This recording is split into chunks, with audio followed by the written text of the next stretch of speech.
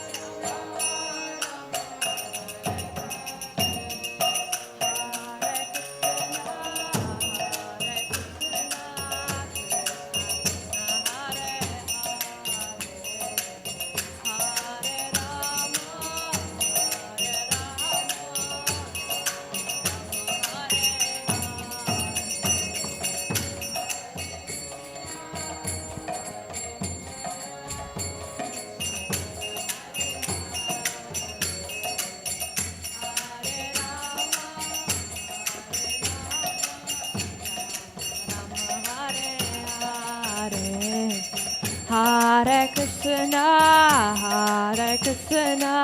Krishna Krishna, Hare Hare, Hare Rama, Rama Rama, Hare Hare.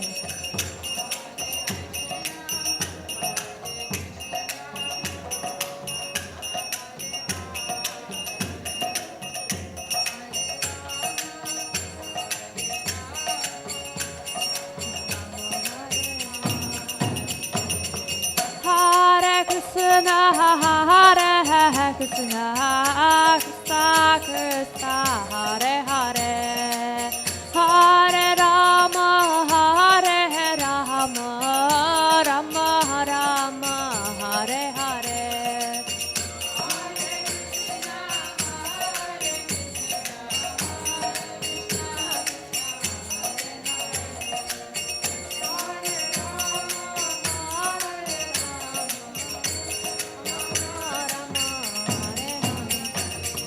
Hare Krishna,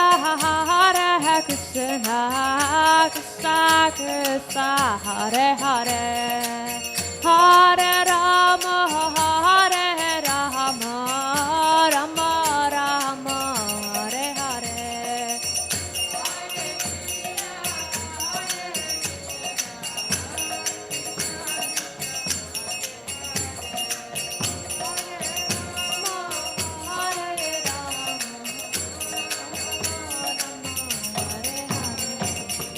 Hare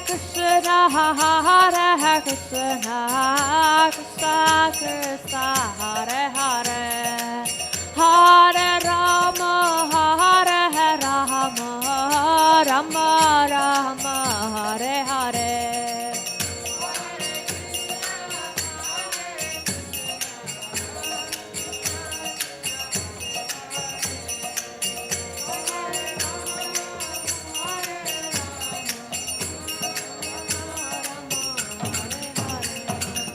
Hare Krishna,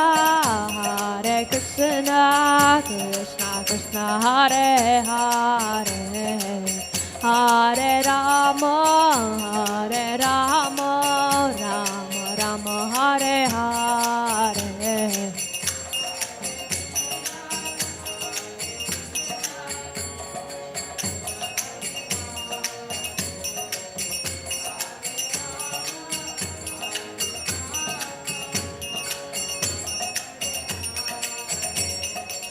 Hare Krishna, Krishna Krishna, Hare Hare, Hare Rama, Rama Rama, Hare Hare.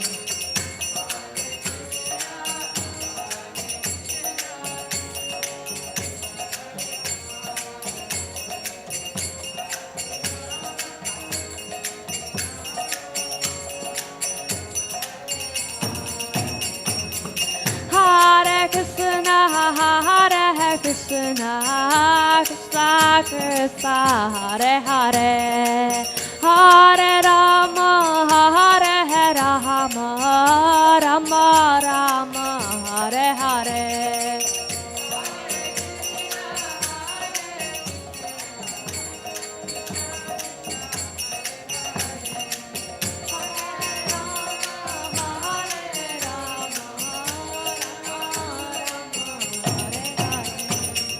Hare Krishna,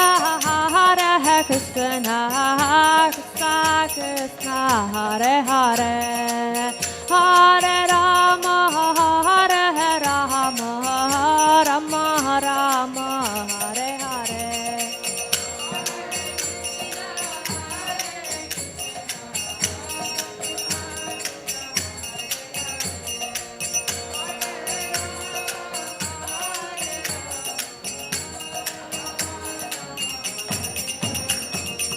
Hare Krishna,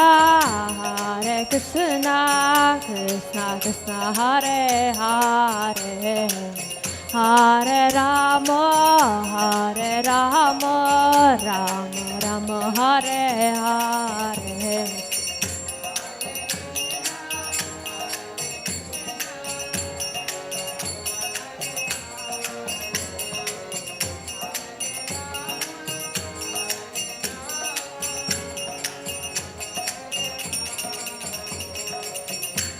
Hare Krishna, Krishna Krishna, Hare Hare, Hare Rama, Rama Rama, Hare Hare.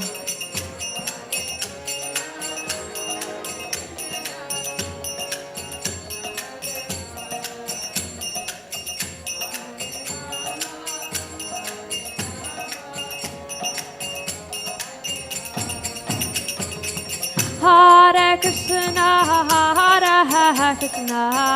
Krishna Krishna, Hare Hare, Hare Rama, Rama Rama, Hare Hare.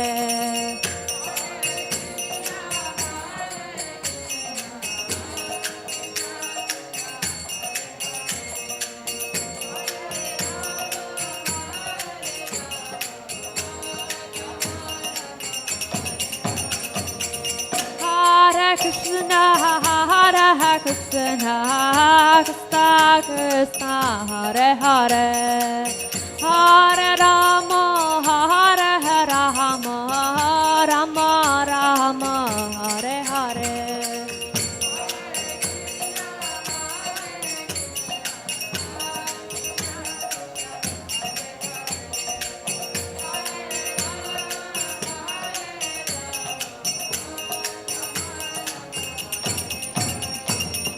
Hare Krishna, Krishna Krishna, Hare Hare, Hare Rama, Rama Rama, Hare Hare.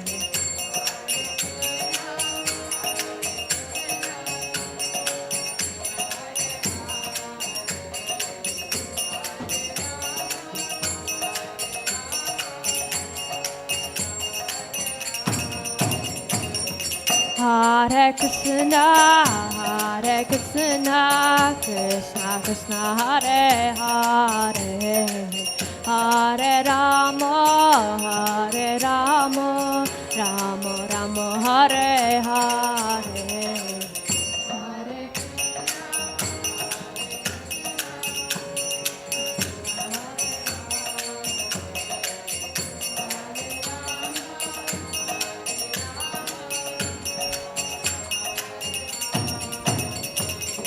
Hare Krishna, Krishna Krishna, Hare Hare, Hare Rama, Rama Rama, Hare Hare.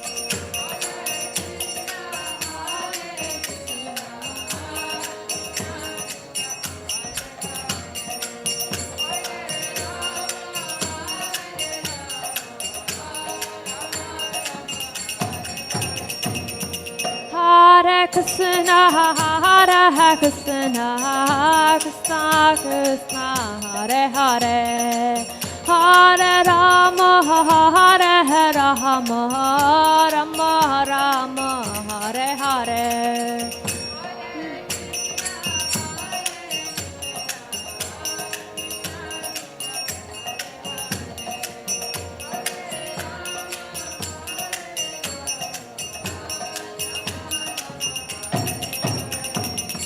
Hare Krishna,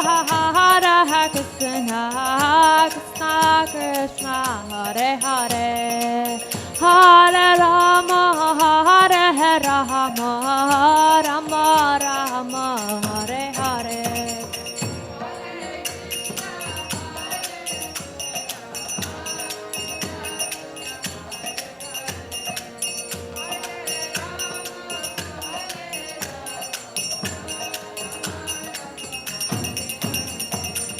Hare Krishna,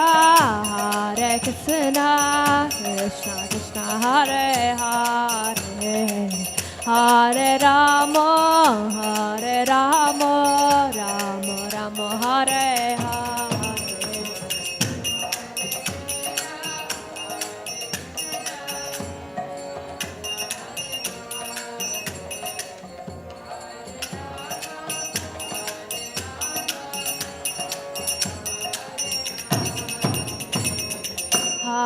Krishna, Krishna Krishna, Hare Hare, Hare Rama, Rama Rama, Hare Hare.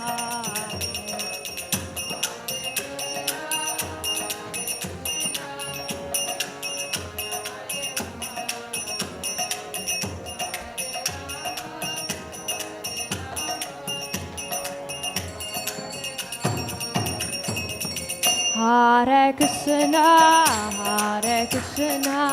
Krishna Krishna, Hare Hare, Hare Rama, Rama Rama, Hare Hare.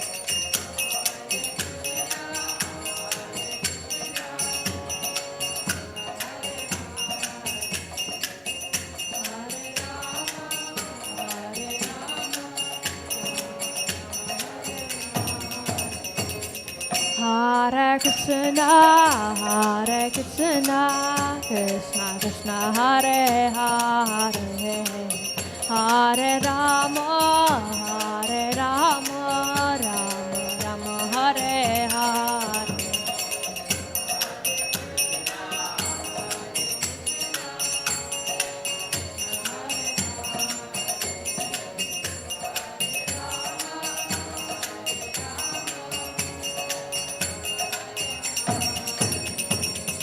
Hare Krishna, Krishna Krishna, Hare Hare, Hare Rama, Rama Rama, Hare Hare.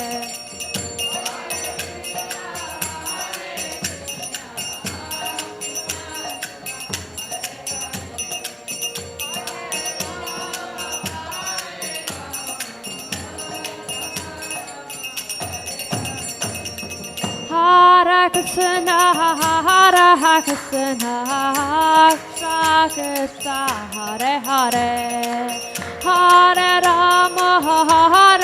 Rama, Rama Rama, Hare Hare.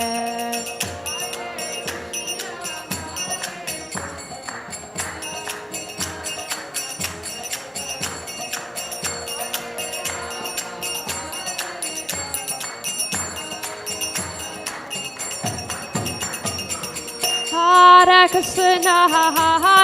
Krishna, Krishna Krishna, Hare Hare, Hare Rama, Rama Rama, Hare Hare.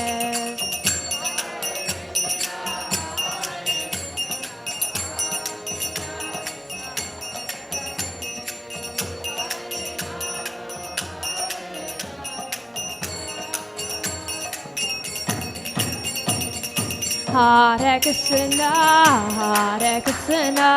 Krishna Krishna, Hare Hare, Hare Rama, Rama Rama, Hare Hare.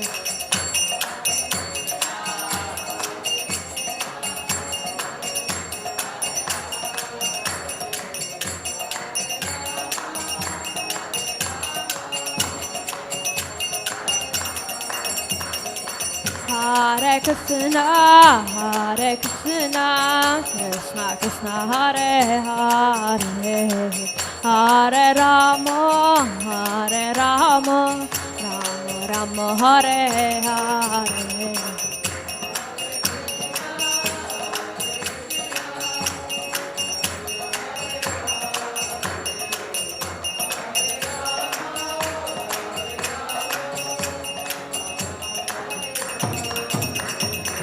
Hare Krishna, Krishna Krishna, Hare Hare, Hare Rama, Rama Rama, Hare Hare.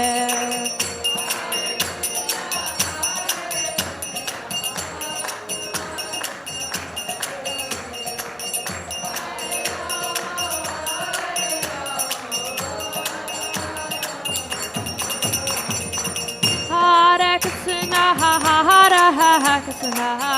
Krishna Krishna, Hare Hare, Hare Rama, Hare Rama, Rama Rama, Hare Hare.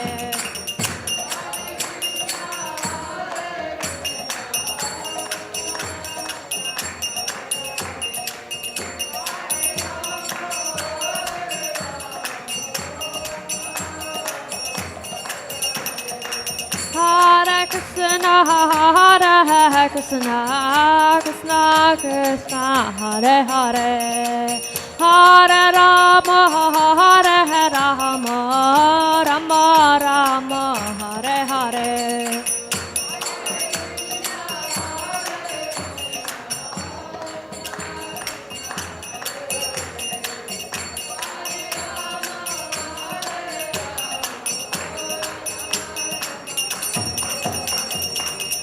Hare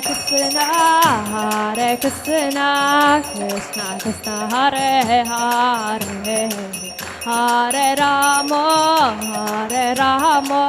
Rama Rama, Hare Hare.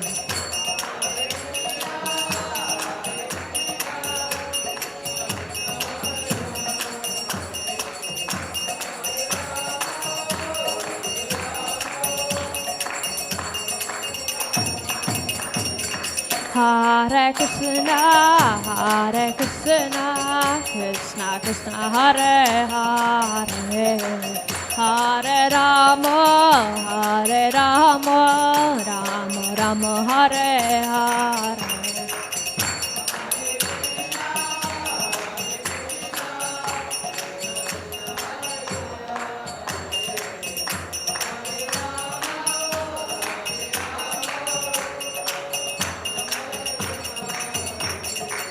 Hare Krishna, Krishna Krishna, Hare Hare, Hare Rama, Rama Rama, Hare Hare.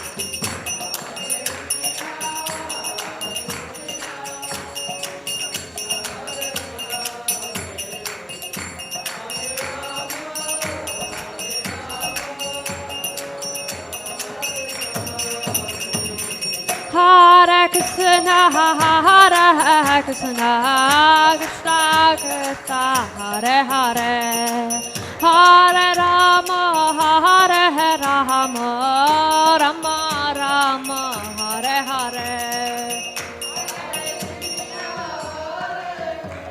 Hare Krishna, Krishna Krishna, Hare Hare, Hare Rama, Rama Rama, Hare Hare.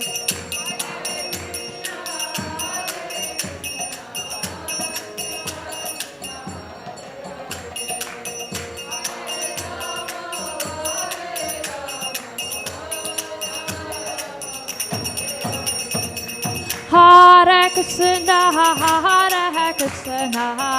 Krishna Krishna, Hare Hare, Hare Rama, Rama Rama, Hare Hare.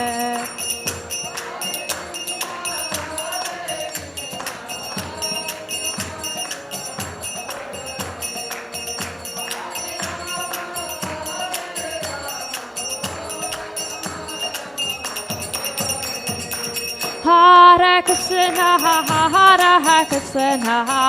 Krishna Krishna, Hare Hare, Hare Rama, Rama Rama, Hare Hare.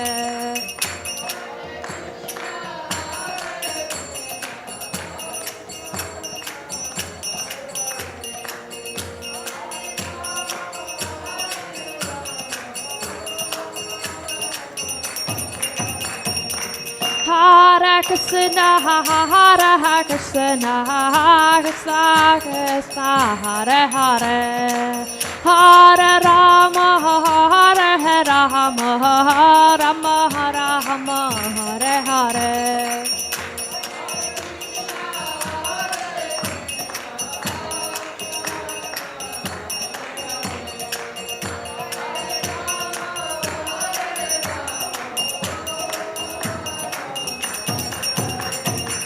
Hare Krishna, Krishna Krishna, Hare Hare, Hare Rama, Rama Rama, Hare Hare.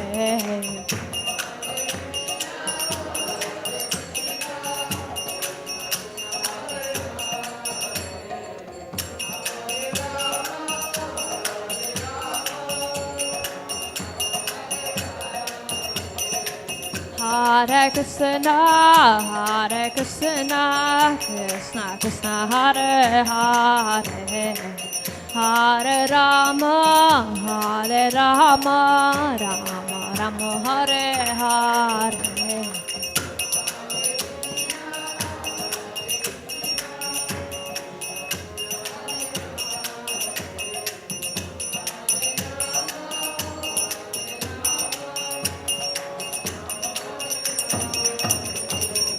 Hare Krishna, Krishna Krishna, Hare Hare, Hare Rama,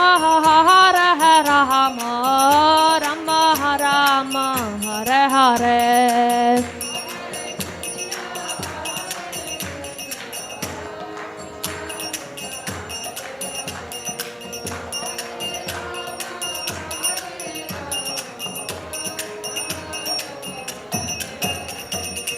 Hare Krishna, Krishna Krishna, Hare Hare, Hare Rama, Rama Rama, Hare Hare.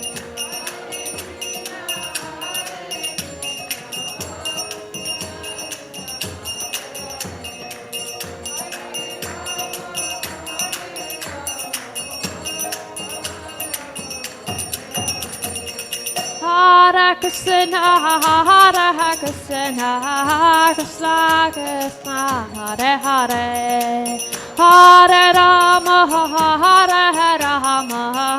Rama Rama, Hare Hare.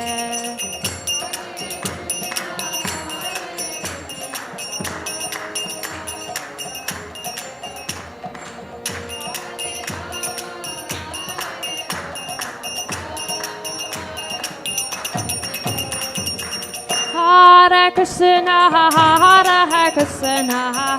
Krishna Krishna, Hare Hare, Hare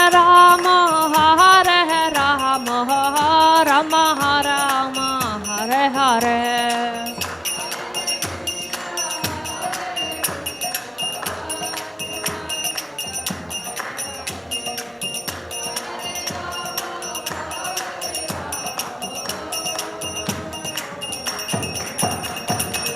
Hare Krishna,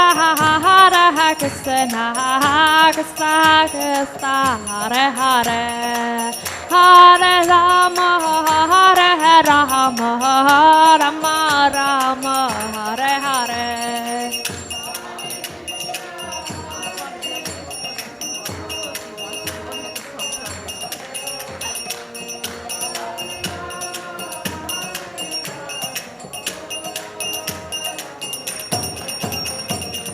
Hare Krishna,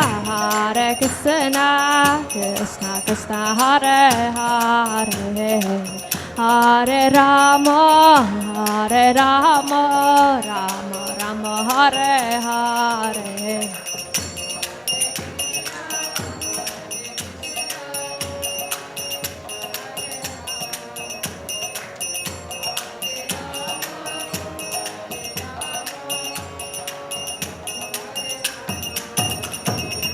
Hare Krishna, Krishna Krishna, Hare Hare, Hare Rama, Hare Rama, Rama Rama, Hare Hare.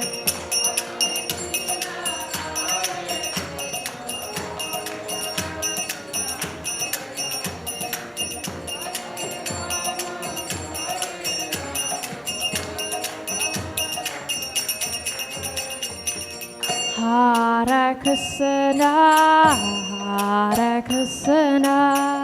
Krishna Krishna, Hare Hare, Hare Rama,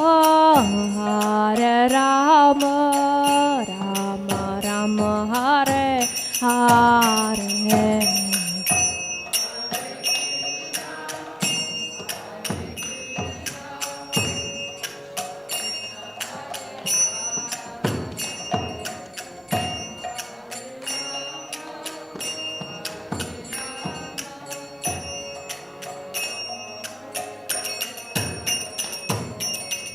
Hare Krishna, Krishna Krishna, Hare Hare, Hare Rama, Rama Rama, Hare Hare.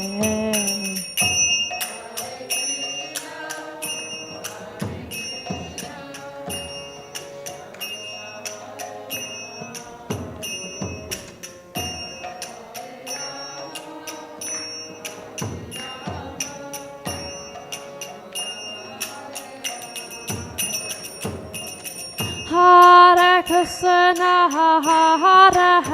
Krishna, Krishna Krishna, Hare Hare, Hare Rama,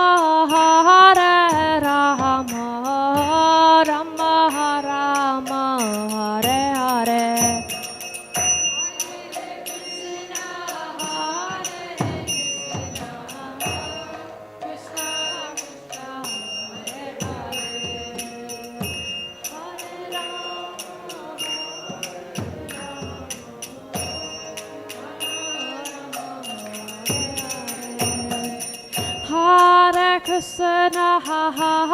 Hare Krishna, Krishna Krishna, Hare Hare, Hare Rama,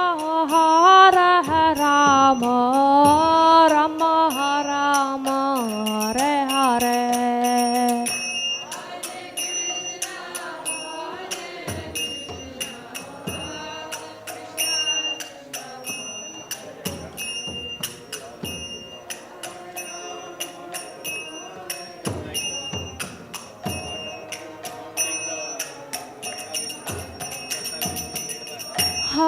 Hare Krishna, Krishna Krishna, Hare Hare, Hare Rama, Rama Rama, Hare Hare.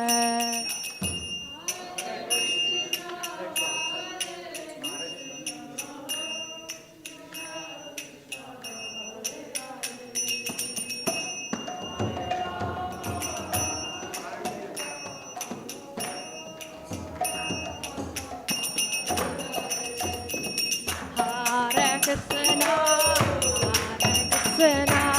Krishna Krishna, Hare Hare, Hare Rama, Rama Rama, Hare Hare. Hare Krishna, Krishna Krishna, Hare Hare, Hare Rama, Rama Rama, Hare Hare. Hare Krishna, Krishna Krishna, Hare Hare, Hare Rama, Rama Rama, Hare Hare.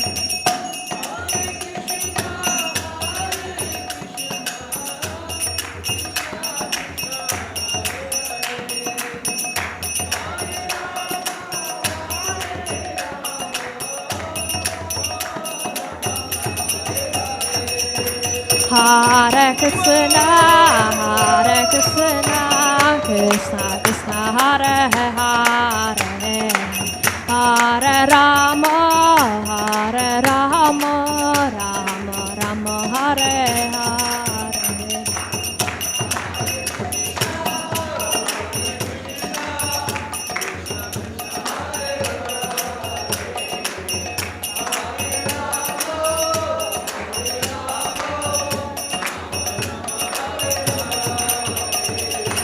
Hare Krishna,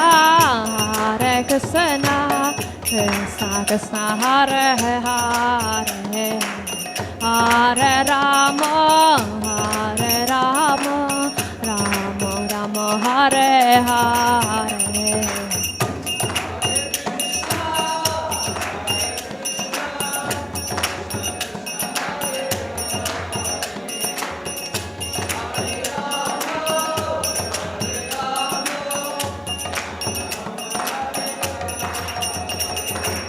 Hare Krishna,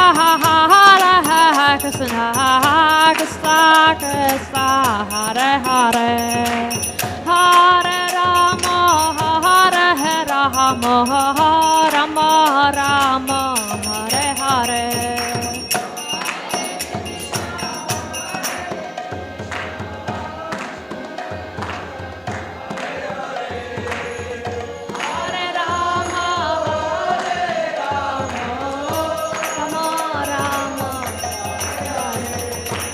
Hare Krishna, Krishna Krishna, Hare Hare, Hare Rama, Rama Rama, Hare Hare.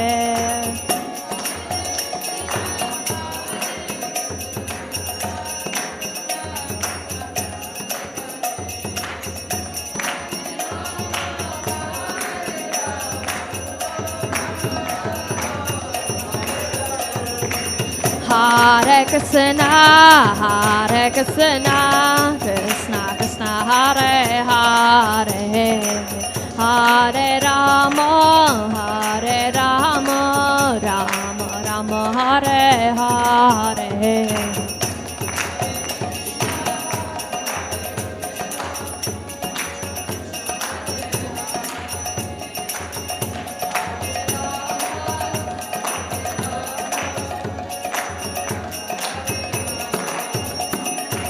Hare Krishna,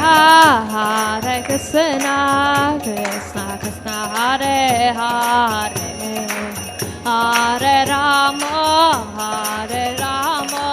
Rama Rama, Hare Hare.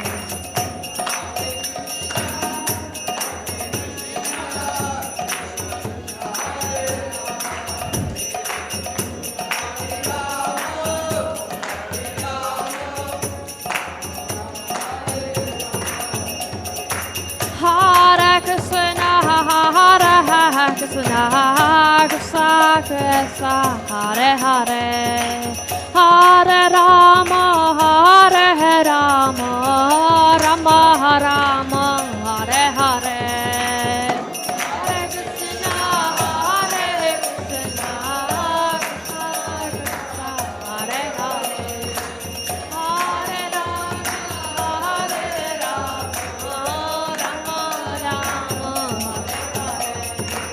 Hare Krishna, Krishna Hare Hare, Hare Krishna, Krishna Krishna, Hare Hare, Hare Rama, Rama Rama, Hare Hare.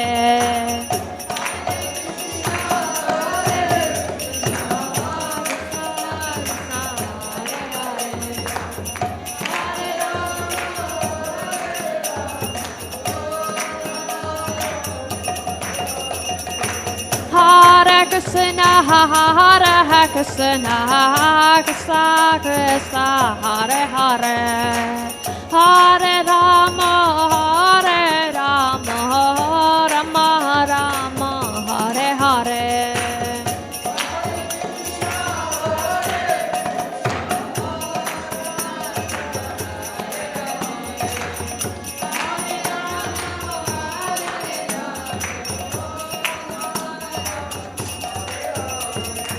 Hare Krishna,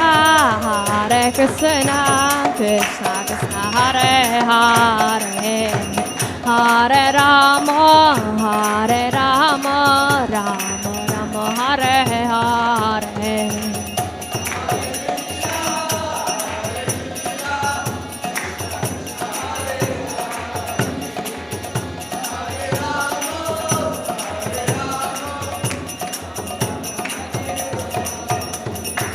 Hare Krishna, Krishna Krishna Hare Hare, Hare Rama, Rama Rama Hare Hare.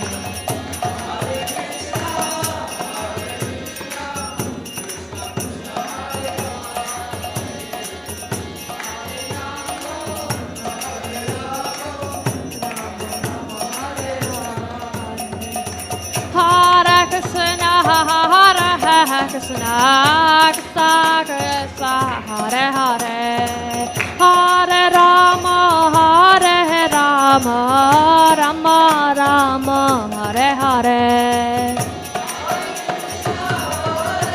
Rama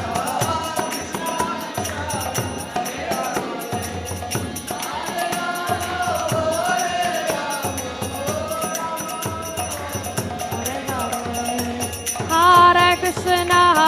Hare Krishna, Krishna Krishna Hare Hare, Hare Rama, Rama Rama Hare Hare.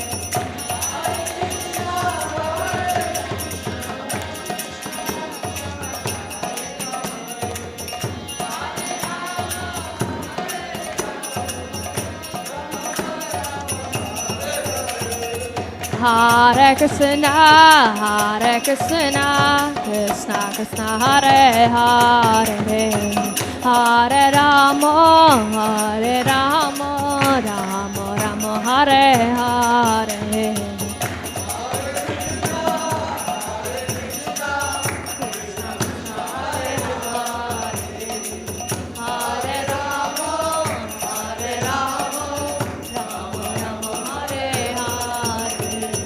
Hare Krishna, Krishna Krishna Hare Hare, Hare Rama, Rama Rama Hare Hare.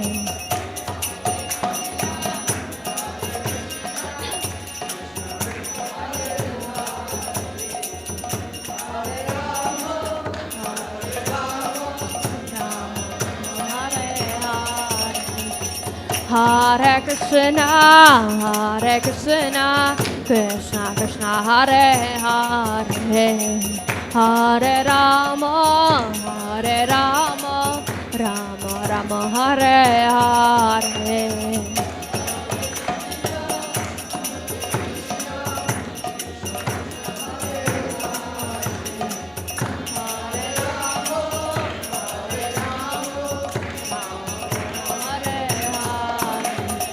Hare Krishna, Krishna Krishna Hare Hare, Hare Rama, Rama Rama Hare Hare.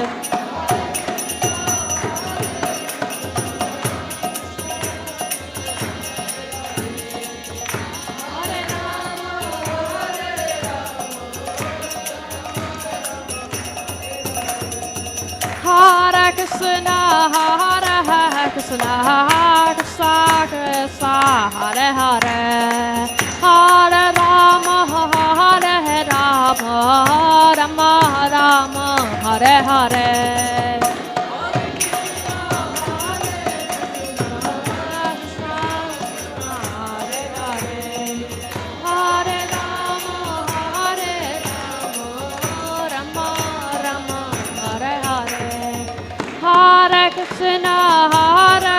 Krishna, Krishna Krishna Hare Hare, Hare Rama, Rama Rama Hare Hare.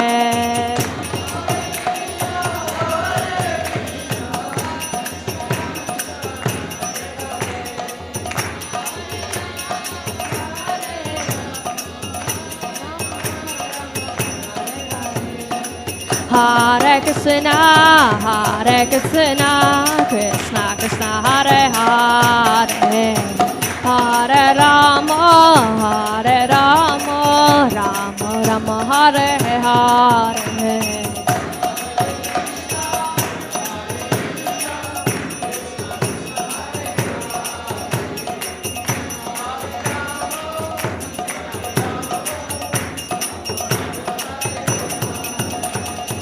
Hare Krishna, Krishna Krishna, Hare Hare, Hare Rama, Rama Rama, Hare Hare.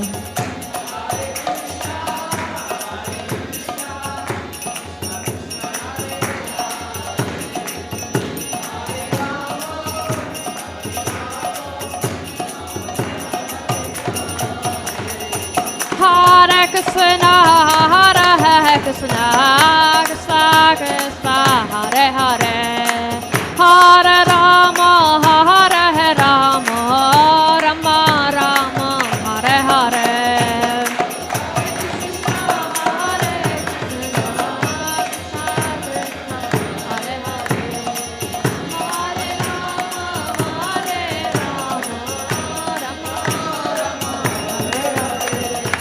Hare Krishna, Krishna Krishna, Hare Hare, Hare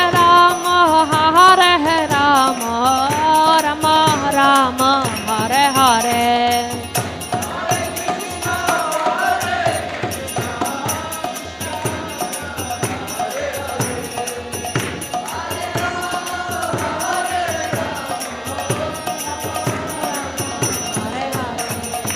Hare Krishna, Krishna Krishna, Hare Hare, Hare Rama, Rama Rama, Hare Hare.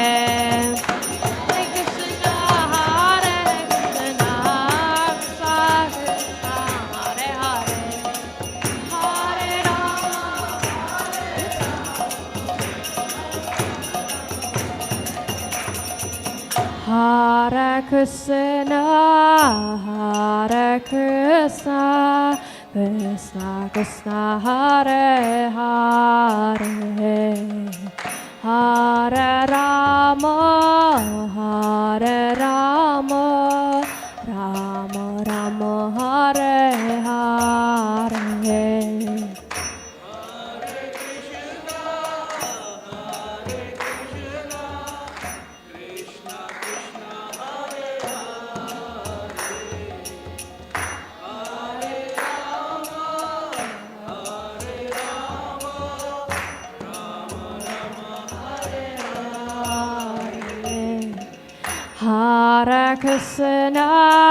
Hare Krishna, Krishna Krishna, Hare Hare, Hare Rama,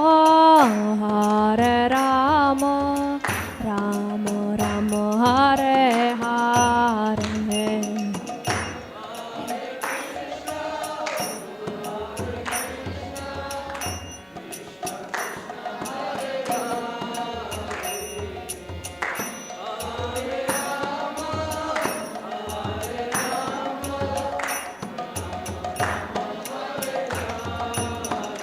Jaya Jaya Prabhupada,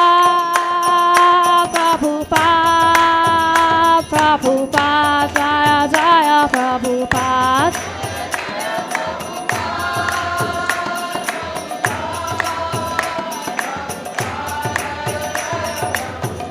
Jaya Jaya Prabhupada, Prabhupada,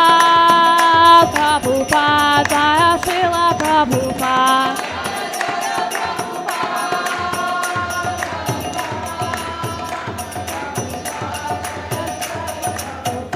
Nitai Gaur Hari Bol, Hari Bol, Hari Bol, Nitai Gaur Hari Bol.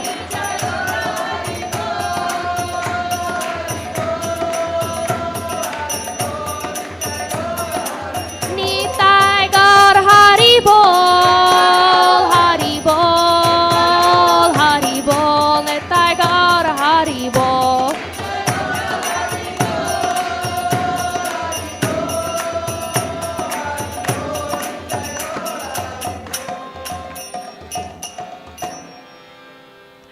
Sankirtan ki, Prabhupada ki, Nitai Gaur Premanande.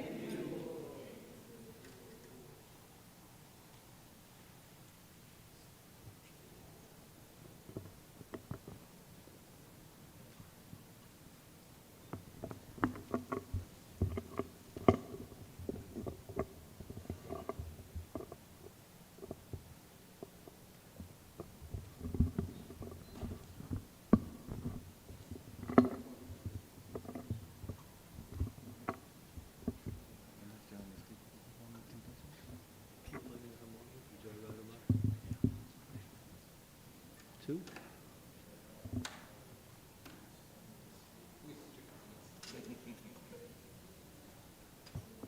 One more.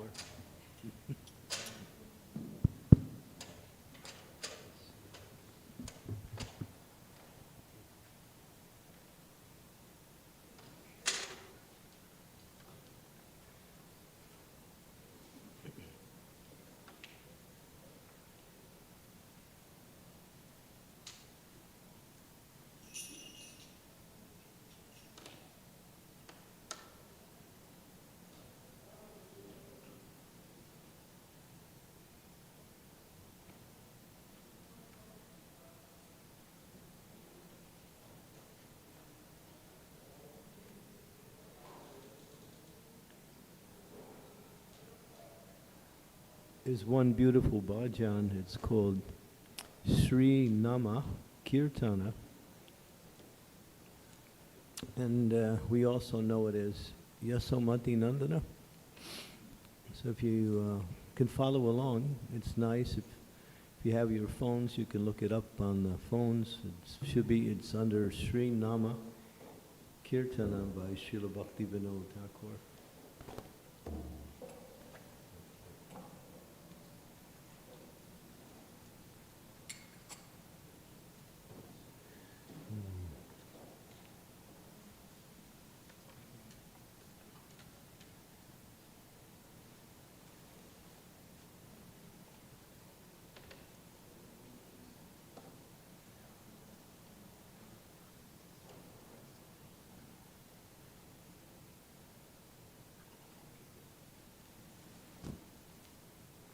We're going to do just Somati Nandana.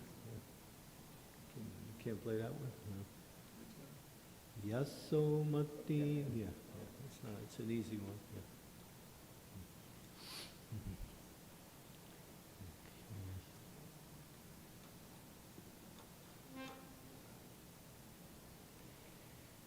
Yeah. Yasomati Nandana Bhajabaranagara Gokuranjana Tahanasa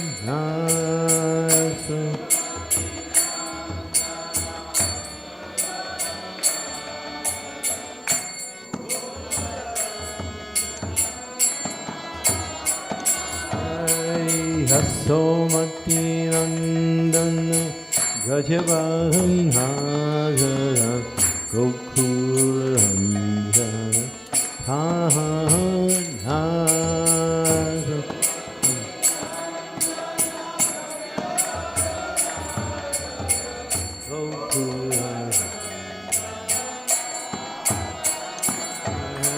Gopi Paranandanam Hadham Manohara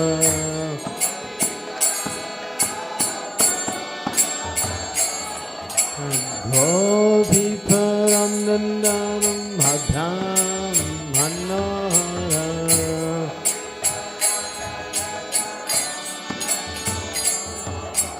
Kaliya Ramana Vidhana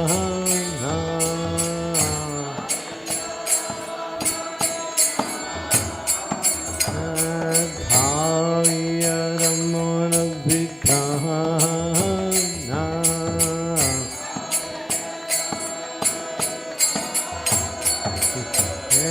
Hamala Harinam Hamya Vilasa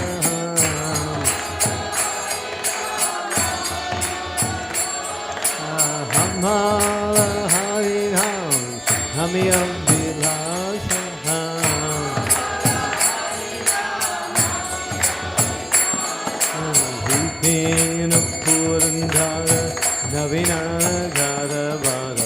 Vamsivadasi ha ha ha Sani Saragara Vamsivadasi Hey Bhajana Pavana Surakulana Sanha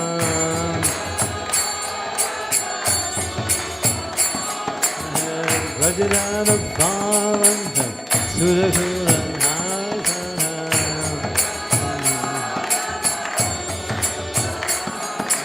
Bandhar Gurana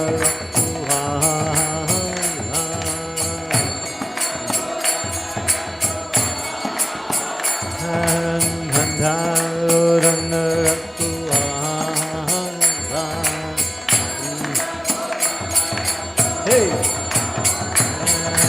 Govinda Madhava Namanita Thakara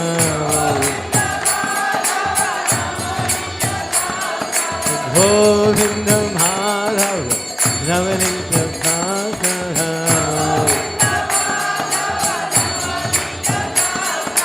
Sundharan Hananda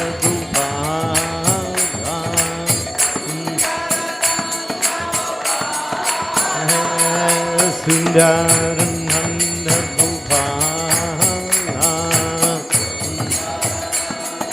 Hey Oh Jamuna Tattachara Gopi Vasanohara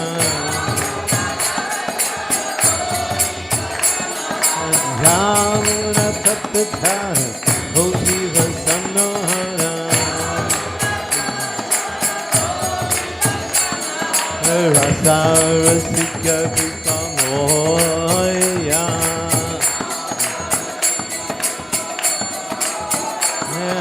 Rasa Rasika Krita Moya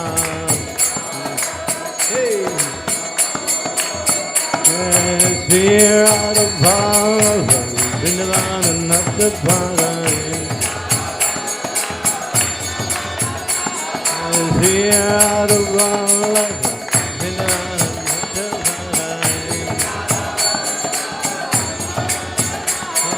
Bhakti Vinurasanya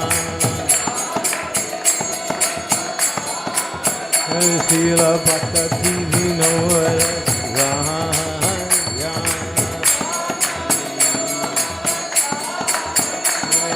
Yasomati Nandana Brajavara Nagara Gopura Nandana Ha ha ha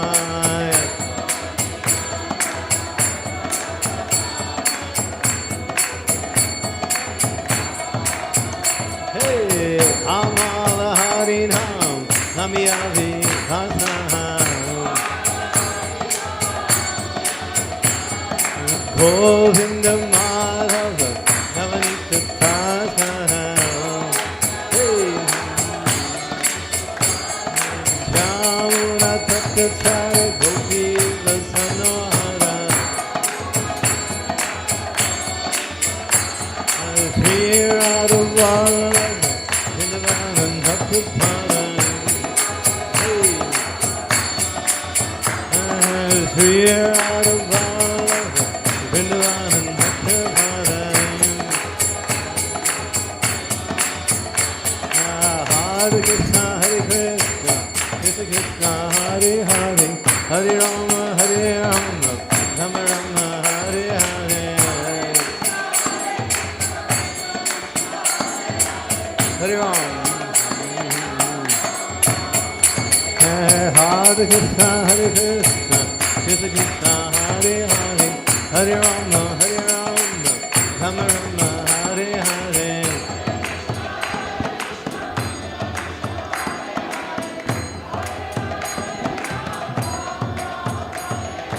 Hare Krishna Hare Krishna Krishna Krishna Hare Hare Hare Rama Hare Rama Rama Hare Hare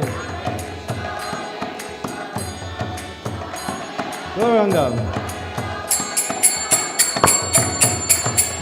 Hare Krishna Krishna Krishna Hare Hare Hare Rama Hare Rama Rama Rama Hare Hare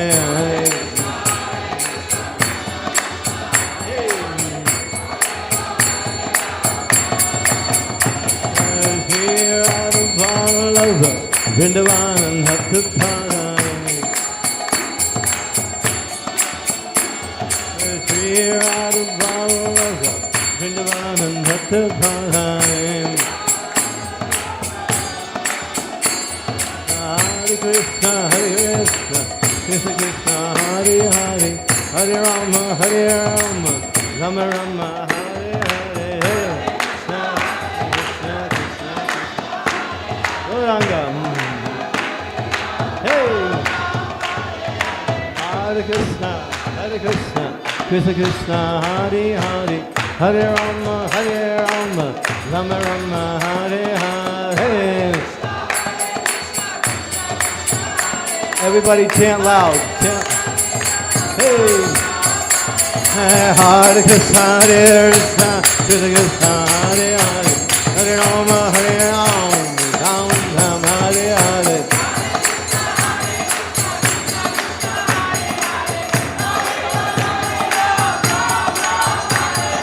Hare Krishna, Krishna Krishna, Hare Hare, Hare Rama, Rama Rama, Hare Hare. Gauranga, hey! Hare Krishna, Krishna Krishna, Hare Hare, Hare Rama, Rama Rama, Hare Hare.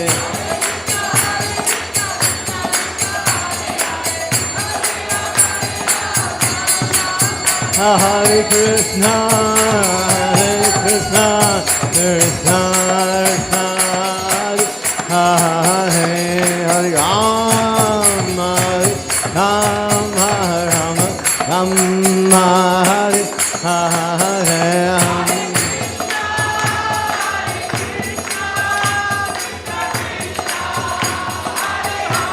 We can't hear you.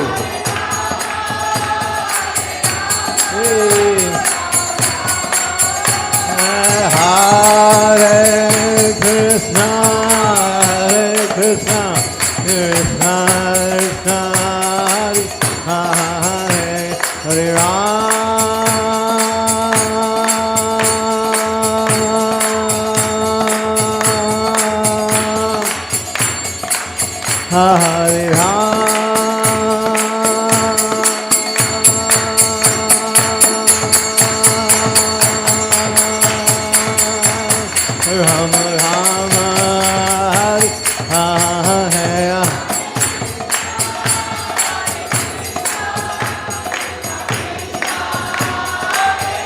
Come on, ladies, let's go.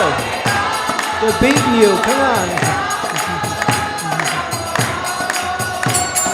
Nitai Gaur Hari Bol, Hari Bol, Hari Bol, Nitai Gaur Hari Bol.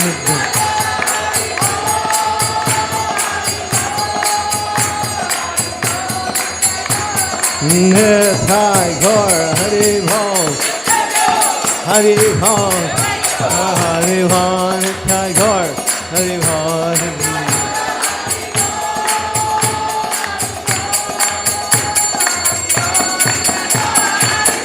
Jaya Jaya Prabhupada, Prabhupada, Prabhupada, Jaya Prabhupada.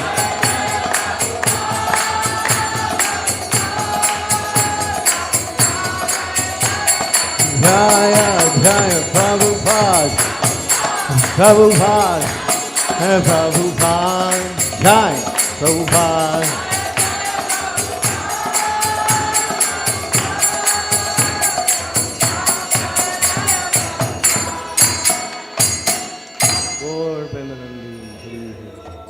Yasomati Nandana, Brajabala Nagara, Gokula Ranjana.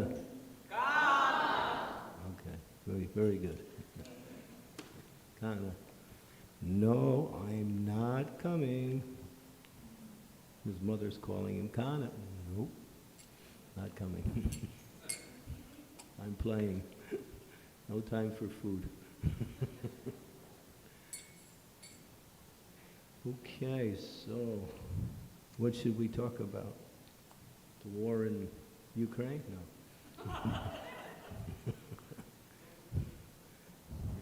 The weather? Okay. Any suggestions? How to make pav bhaji? No? Any other suggestions? Padmanabh.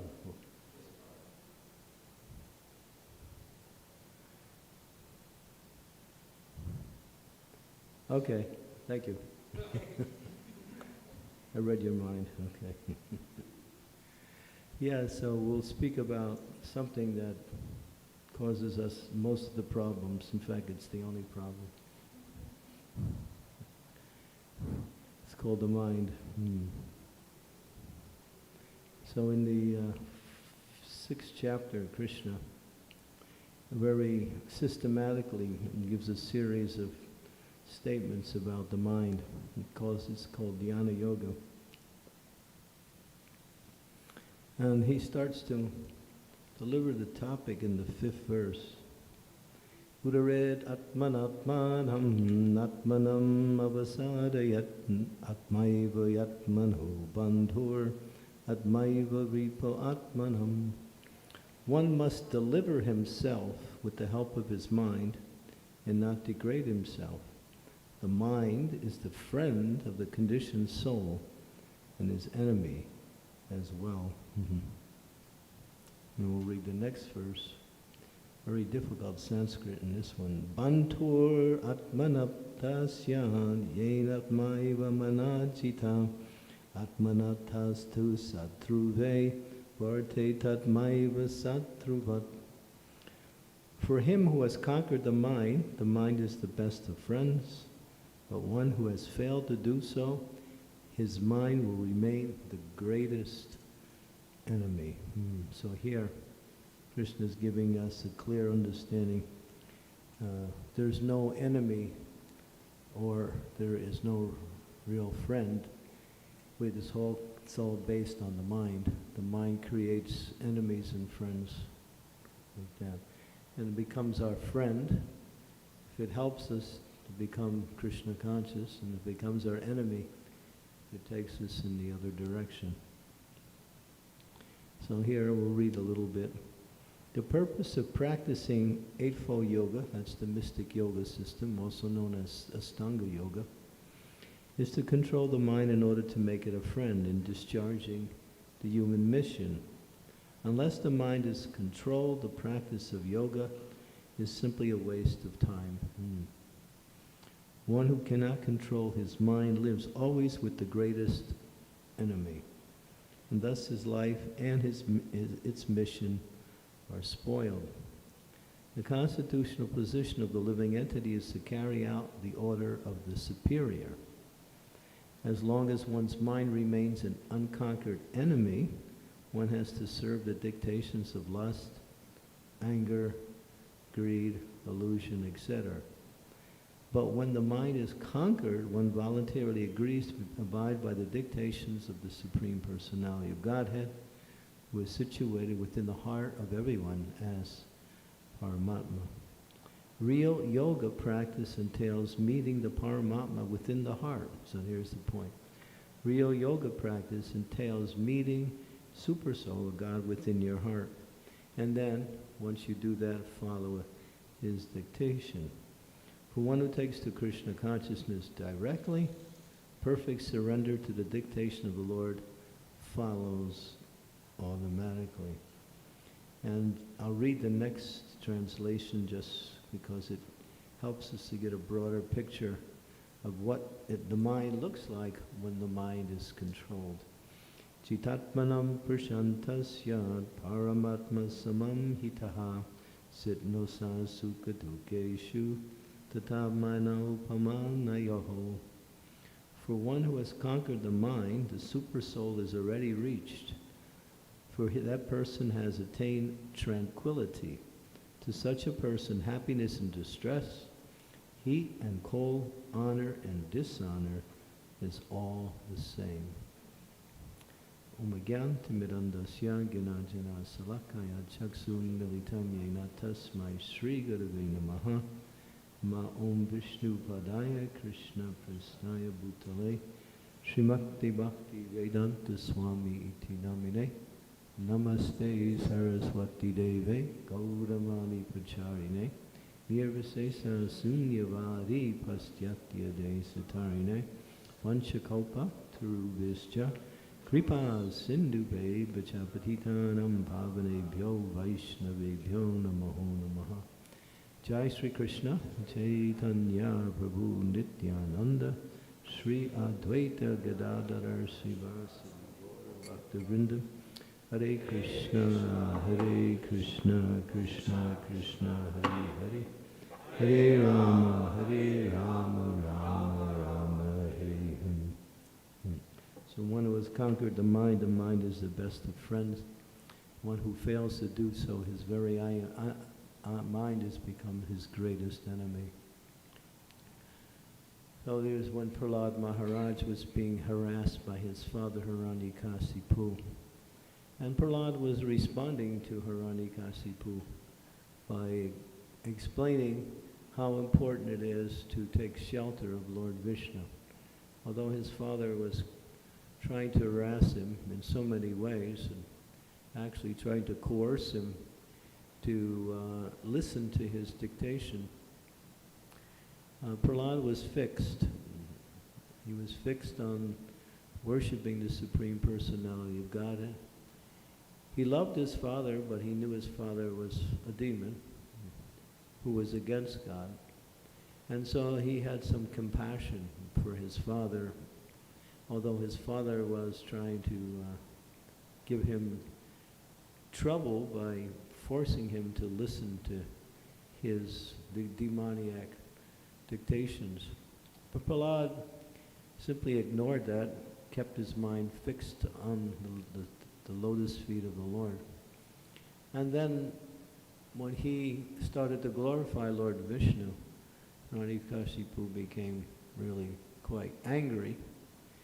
And then at one point he said, "You are siding with my enemy," because he had made Vishnu his enemy. His brother, Hiranyaksha, was killed by Lord Vishnu in the form of Lord Boar. And therefore he wanted to take revenge upon Lord Vishnu because he was a demon. But of course no one can do anything to the Supreme Personality of Godhead, but he made the Lord his enemy. And anyone who sided with the Lord was also his enemy. So when he heard his son glorifying and encouraging him to surrender to Lord Vishnu, he said, "You're siding with my enemy." And Prahlad Maharaj said, "My dear father, your only enemy is your own mind." Your only enemy is your own mind. Because we make friends and enemies, or we decide on what we like and what we don't like by the dictations of the mind. Some day someone is our friend, the next day that same person is not anymore. The mind keeps changing. It's always moving. The mind is compared to a river. Its consistency is liquidity. It's moving, it's flowing. It doesn't stay in one place. And therefore the mind is always moving through the different sense objects, and the senses are all, and the mind is bringing in the sense objects that we like, and it's pushing out the sense objects that we don't like or we don't desire. Well, the mind's business is to accept and reject based on what we like, and therefore we see people like and dislike the same thing, because everyone's mind is conditioned in a certain way. But we have to understand that the mind is an instrument and it's not us. The thoughts that come into the mind are simply reflections of our desires, either in this life or in previous lives. As we cultivate life in general, the mind is always full. When Yudhisthira Maharaj was being tested by his father, Yamaraj, in the form of a yaksha, the yaksha gave him 50 questions. And one of the questions is, what is more numerous than the blades of grass throughout creation. And Yudhisthira rightly answered, the thoughts in the minds of men. If you could count how many thoughts you had per day, you would be in probably triple zeros. In other words, the mind is always flowing through the cosmos. But Krishna consciousness means to direct the mind by the intelligence and connect the intelligence to truth. So the intelligence is a feature of the mind, but it's not exactly the mind itself, because the mind has three characteristics. It thinks of something, gets a feel for that thought, whether it's attracted or not attracted, and then it accepts or rejects based on one's conditioned nature. I like it, I don't like it. I go for it, I don't go for it, like that. Thinking, feeling, and then we say willing. Willing means action. But then there's the intelligence. Intelligence has two features. One is discrimination and the other one is determination. These are the two features of the intelligence. So the mind has a tendency not to discriminate because it simply goes for what it likes and what it doesn't like, whether it's good or not. You'll be sitting in your car riding along the road and you're just watching all the billboards, right? You're thinking, what am I watching all those stupid billboards for? But then you keep doing it. It's just the mind is a rascal. He just doesn't want to listen to any good instructions. So therefore, Bhakti Siddhanta Saraswati used to say, your mind the mind is a non-devotee. Haribol. So we're not supposed to associate with non-devotees, right? Supposed to associate with devotees. So therefore, we have to preach to the mind and make him a friend or make him a devotee. And to do that, the discrimination between what is beneficial and what is not beneficial. Therefore, Sanatana Goswami, in describing the process of surrendering to the Supreme Personality of God, he makes 6 points. The first one is anukulena, and the other one is pratikulena. Anukul means to accept those things that are favorable for your progress in devotional service. And pratikul means to evaluate and understand those things which are unfavorable. So that discriminating factor comes from the intelligence. But the intelligence can also be just like the mind. They can be two enemies. I'll give you an example. This is just to deviate slightly from the flow of the topic. Just to show you what's the difference between the mind and the intelligence. You're high up on the building and you're looking down and it's really far down. And your mind says, jump. And your intelligence says, don't do it. So, you got two voices there. The first one is your enemy. And the second one is your intelligence. So that's common sense. You understand if I do that, then everything is finished. But the mind will do that. It'll say, that person is a rascal, go punch him. But he won't figure out what will happen to you after you do that. So that's just the way the mind works. Therefore, the mind has 6 enemies: kama, krodha, lobha, mohan, matsarya, and madha. These are the 6 enemies of the mind, which are lust, anger, greed, illusion, pride, and envy. So these things are always attacking the mind, and at the same time they're always in the atmosphere, particularly in this age of Kali. And the atmosphere is quite much, what we say, contaminated by sinful activities, and therefore this atmosphere, one has to choose to be in that atmosphere which is free from the influence of these external enemies.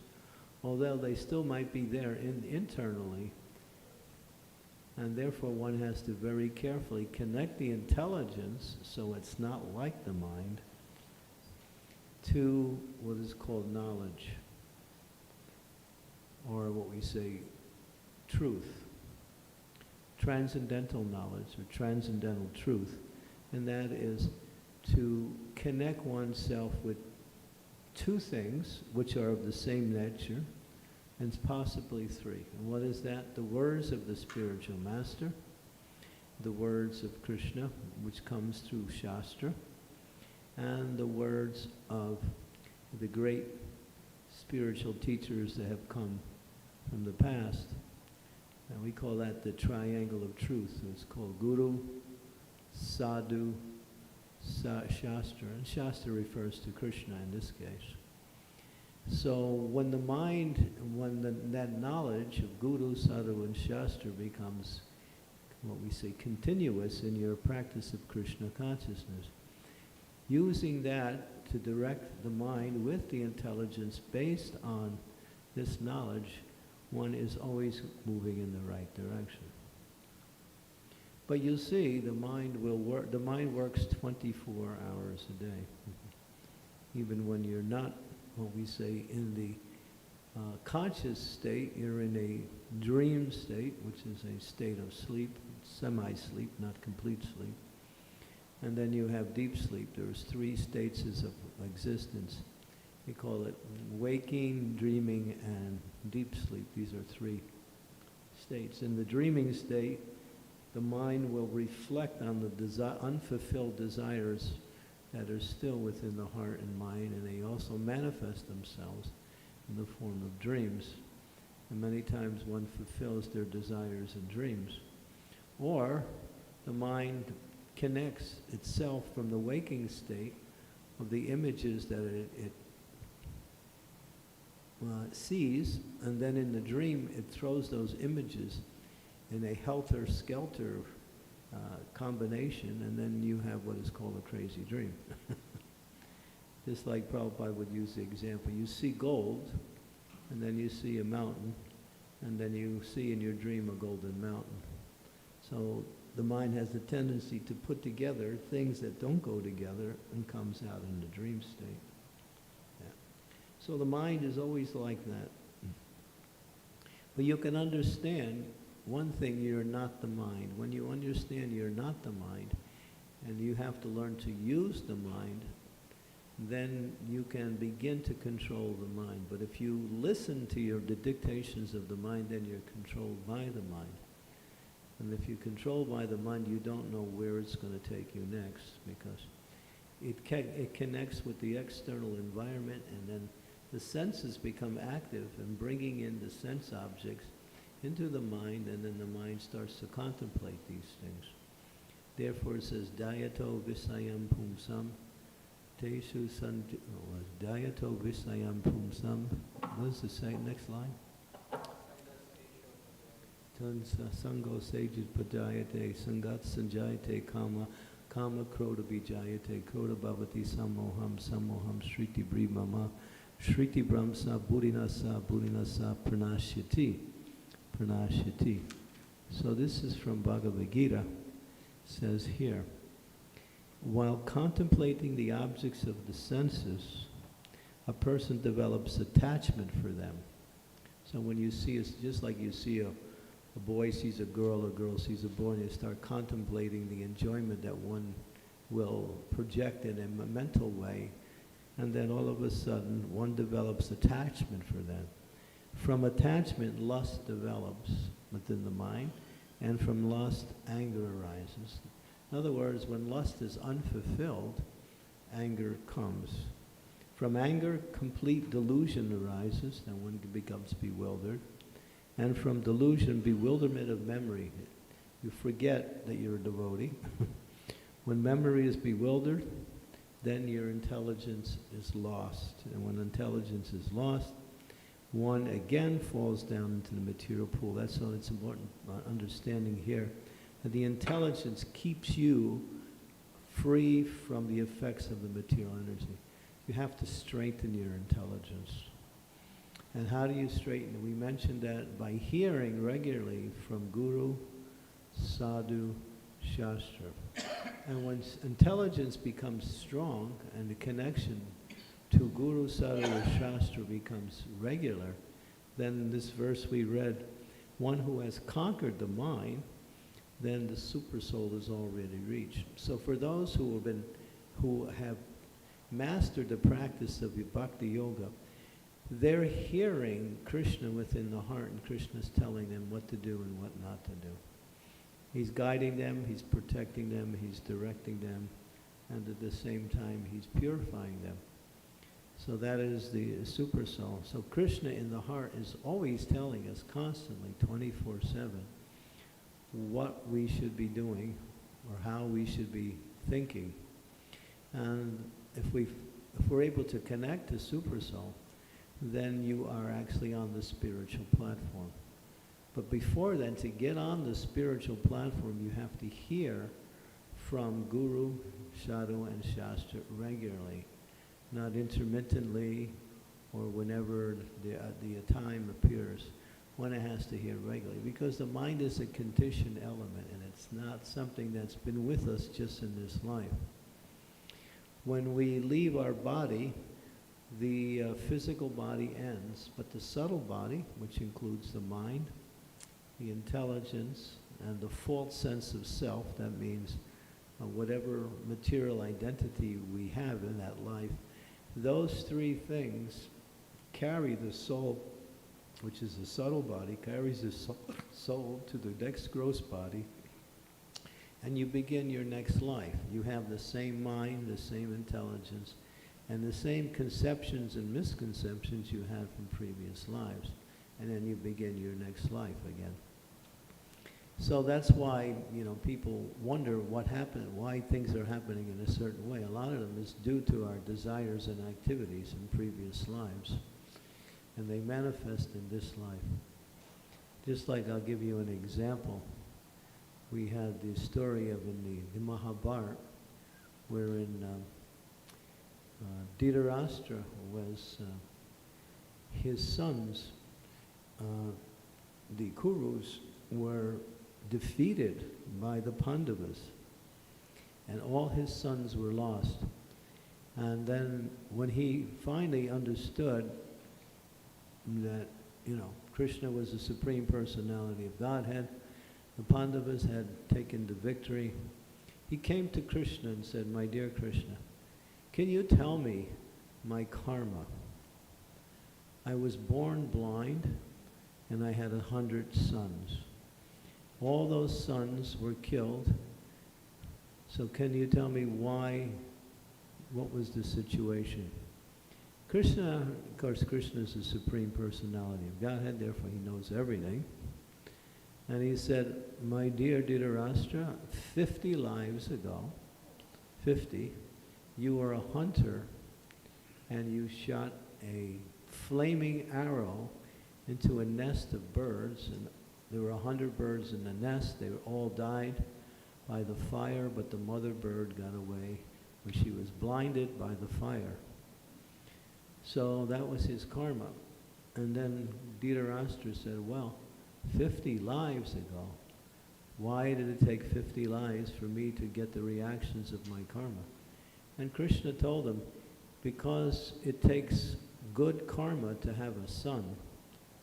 It took you 50 lives to build up enough good karma so you could have 100 sons, and then your karma was able to cash in. And then he understood. Just like if you owe some money to someone or some agency and you don't have it, then you have to get the money. When you get the money, you can pay the debt.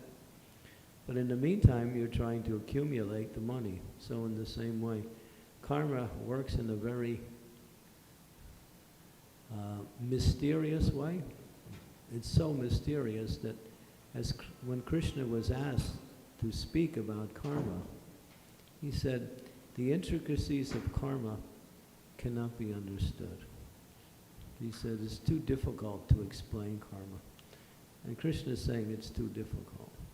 What he means is the complexity of karma and how it manifests. Why I'm born in a particular family. Why do I look like the way I look? Why do I have a certain nature? Why do I have certain likings and dislikings? Why am I born a male or a female? All of these are all part of a collective karma that comes from previous lives. So, but these things are all material. The important thing is now, once we know, we know we're not this body. We have a mind, but we're not the mind. We have a body, but we're not the body. We're the driving force within the body, that is the soul. So now we want to give education to the soul and not to the mind and to the body.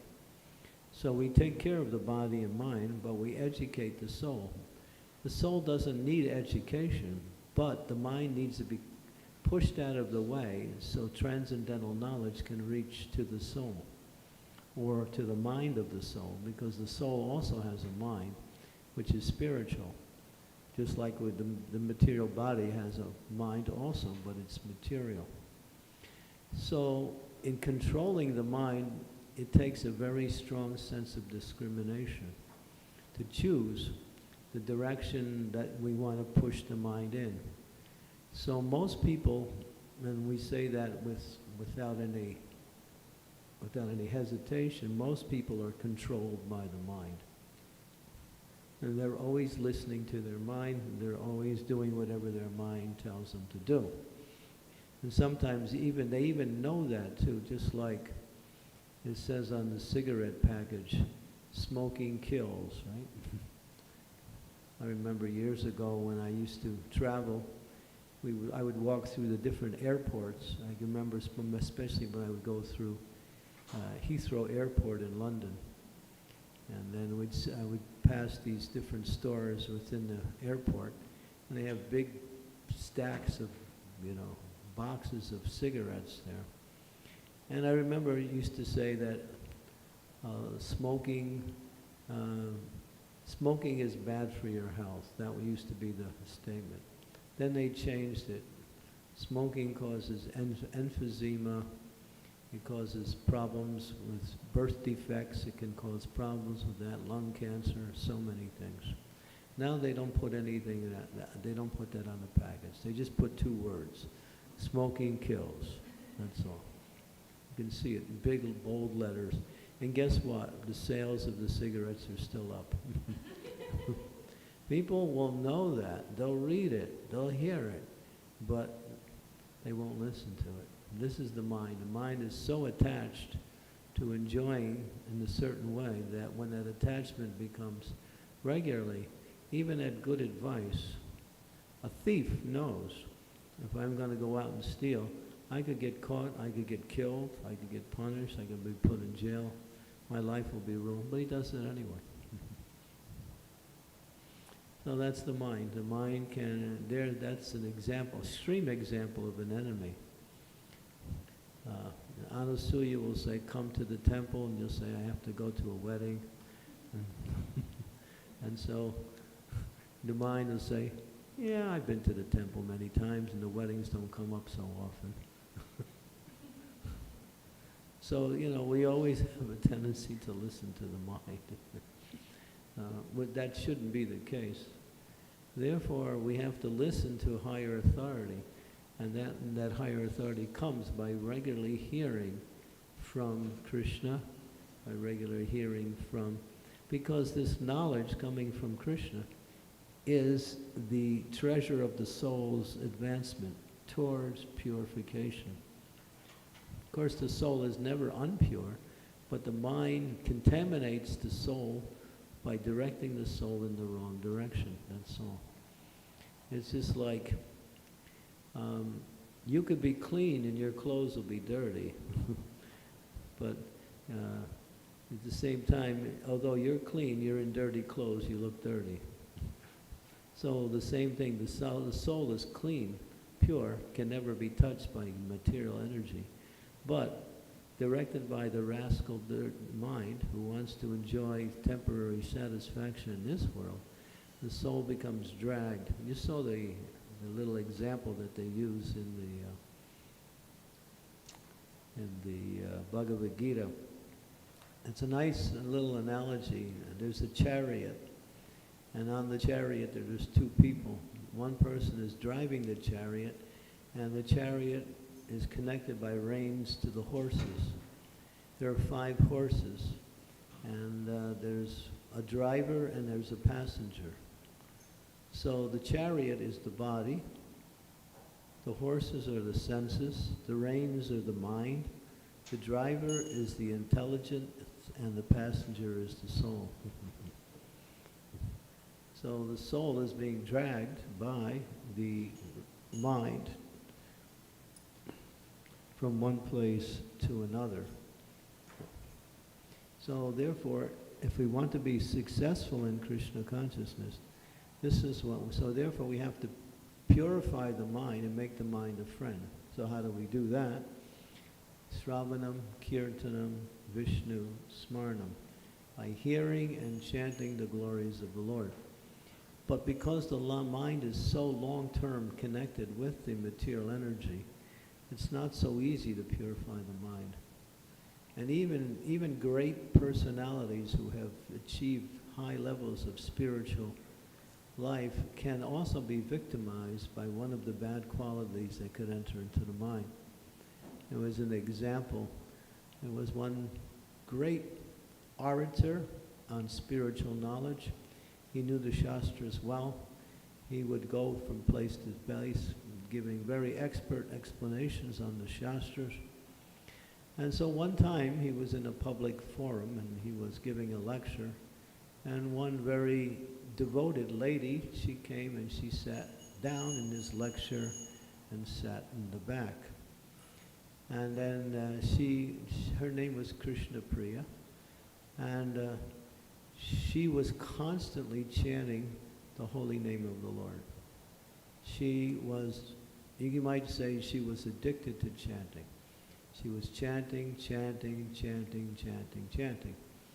And so this orator, he was a great soul. He had reached a very high platform in devotion also. He saw her and he became offended because she sat in his lecture and she was chanting japa. Now, she had the ability to chant japa and listen to the lecture at the same time. Otherwise, she wouldn't have been there. And so he became annoyed, and he publicly started to criticize her for acting in that way. She was humble, and she remained silent and didn't respond to his criticism. But he committed an offense to her, and because of that offense, he fell from his spiritual position,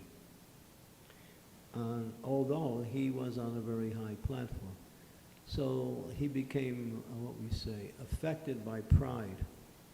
And his pride led him to speak something that was offensive to others. So there's an example of how even greats, we can call it great souls, or people who have reached a high level of spirit, the mind can also cause them to fall down. We have the example of Bharat Maharaj, who was in the forest. He was on the platform of Bhava. Bhava is the one stage just before the platform of Prema, or a love of God. And he was there, and he was meditating and praying. He was about to leave his body by focusing on the Supreme Personality of Godhead. He had given up his position as king. He was the famous King Bharat, who actually, this planet was named after, it was called Bharatvarsha, that same Bharat. And he was in the forest, but what happened was, he saw a deer, and she was pregnant. And she was walking, and then a lion roared very ferociously. The deer got scared and jumped. She jumped over a stream, and when she jumped, the baby fell from her womb. The mother died out of fear, and now there was a little baby deer, doe, and there was no mother. And so Bart Maharaj saw the whole thing, and he felt compassion for this little baby deer who was without a mother. So he took care of the deer. But what happened was he became absorbed in taking care of the deer, and he started to neglect his spiritual practice. Alone in the forest with the deer, and as you read the pastime, he became so attached to that deer, it became almost like his own child. And he actually, it describes his attachment was so strong, it was almost like a romance. And the point was that the nature of a Vaishnava is they have a soft heart, a compassion. But his soft heart was not guided by intelligence. Therefore, he gave up his spiritual practice to take care of the deer. And when he died, he took birth as a deer in this next life. In other words, he fell from his spiritual position. But of course, as you read the story, because he was such a great devotee, Krishna gave him the intelligence that when he was in the deer's body, he understood why he had accepted the body of a deer. And therefore, he didn't hang around with other deers. He used to go and listen to the sages discuss Krishna consciousness. And then when he left the deer body, he took another birth as Jada Bharat, and then in that birth, he went back home, back to Godhead. And it's in the 5th canto. It's a and in that story, there are many, many, many verses about the nature of the mind. And there's one particular verse that stands out. It's the, do we have a Srimad Bhagavatam 5th canto here? Chapter 17. Because it gives a nice point in relationship to the topic. 5th canto, chapter 17, which I believe is, no, I'm sorry, 5th canto, chapter 11, and verse number 17, 5th canto, chapter 11, verse number 17, so it's the last verse in the chapter. And it says here,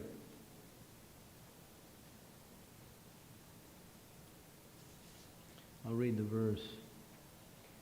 This uncontrolled mind is the greatest enemy of the living entity. If one neglects it or gives it a chance, it will grow more and more powerful and become victorious. So one has to be diligent in controlling your mind, because the more it remains uncontrolled, the stronger it gets and becomes powerful. And then it goes on to say, although it is not factual, it is very strong. It covers the constitutional position of the soul. O king, please try to conquer this mind by the weapon of service to the lotus feet of the spiritual master and of the Supreme Personality of Godhead. Do this with great care. So this is an instruction by Jad Bharat in his last life. And Prabhupada's first sentence is very interesting in the purport. There is one easy way by which the mind can be conquered. Neglect. Don't listen to the rascal. The mind is always telling us to do this or do that, therefore we should be very expert in disobeying the mind's orders. Gradually the mind should be trained to obey the orders of the soul. It is not that one should obey the orders of the mind. Srila Bhakti Siddhanta Saraswati used to say that to control the mind one should beat it with shoes many times just after awakening and again before going to sleep. In this way one can control the mind. So when you get up, take a pair of shoes and beat your mind. And I've seen devotees do that, so it works, but not too hard, because you might knock yourself out and then there's nobody to chant. This is the instruction of all the Shastras. And then Prabhupada says, if one does not do so, one is doomed to follow the dictations of the mind. Just like it says, yeah, I gotta chant, but then I'm gonna get some messages on my cell phone. And, okay, I'll do the cell phone japa program. Left hand on the cell phone, right hand on the bead bag. Okay. And that is called, what is that called? Insanity.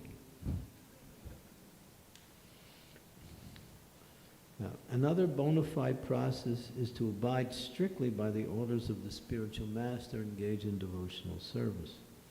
Then the mind will be automatically controlled. Sri Chaitanya Mahaprabhu has instructed, Brahmanda Brahmite Kona Bhogyavana Ji Guru Krishna Prasade Pai Bhakti Lata Bij. When one receives the seed of devotional service by the mercy of Guru and Krishna, so to get to the point of devotional service, it's given by the mercy of Guru and Krishna. One's real life begins. Yesterday we had a nice initiation of the two daughters of Parikshit Prabhu and Anasuya. They accepted initiation from one of my dear godbrothers, Ritavaja Maharaj. So it says here, the one the seed of devotional service is given by the Guru, and when that seed is planted, and one waters it by the process of hearing and chanting the glories of the Lord, then one makes progress in devotional service. If one abides by the orders of the spiritual master, by the grace of Krishna, he is freed from the service of the mind. But sometimes we just like what our mind does, He's not a bad guy. But we have to be able to, just like thoughts come in and out of the mind. So just like if you look up into the sky, you'll see that there are things that appear to be in the sky. Just like, you see clouds, you see birds, you see planes, and there may be other objects also in the sky. But nothing touches the sky. They appear to be in the sky, but they are not touching the sky. The sky is vast, and the objects are just moving. I'll give you another example. Just like the wind will flow, and it'll go through a very unpleasant place, and it'll pick up that odor and then take it. And then once it gets past that area and goes to a rose garden, it picks up that odor. So the air is not contaminated by those. It just picks it up and drops it as it moves. So the thoughts of the mind are coming in and out.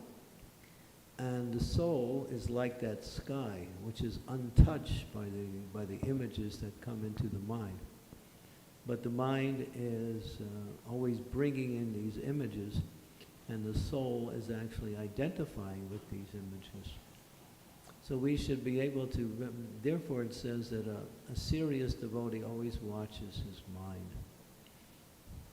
Doesn't allow the mind to do whatever it wants to do. As Krishna says in the Bhagavad Gita in this same chapter, whenever and wherever the mind wanders, due to its unsteady and flickering nature, one should bring it back under the control of the self.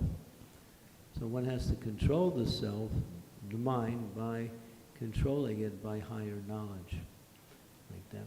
And if you do that during the day, your mind starts to become Krishna conscious. Then when you go to sleep at night, you won't have all these crazy dreams.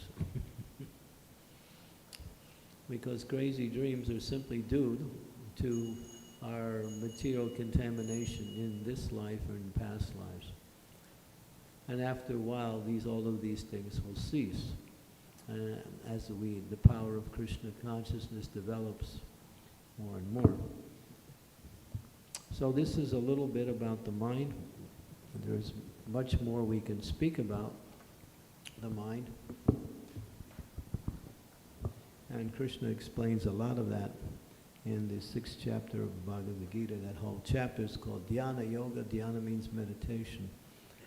meditation, and there's where the mind comes in. So,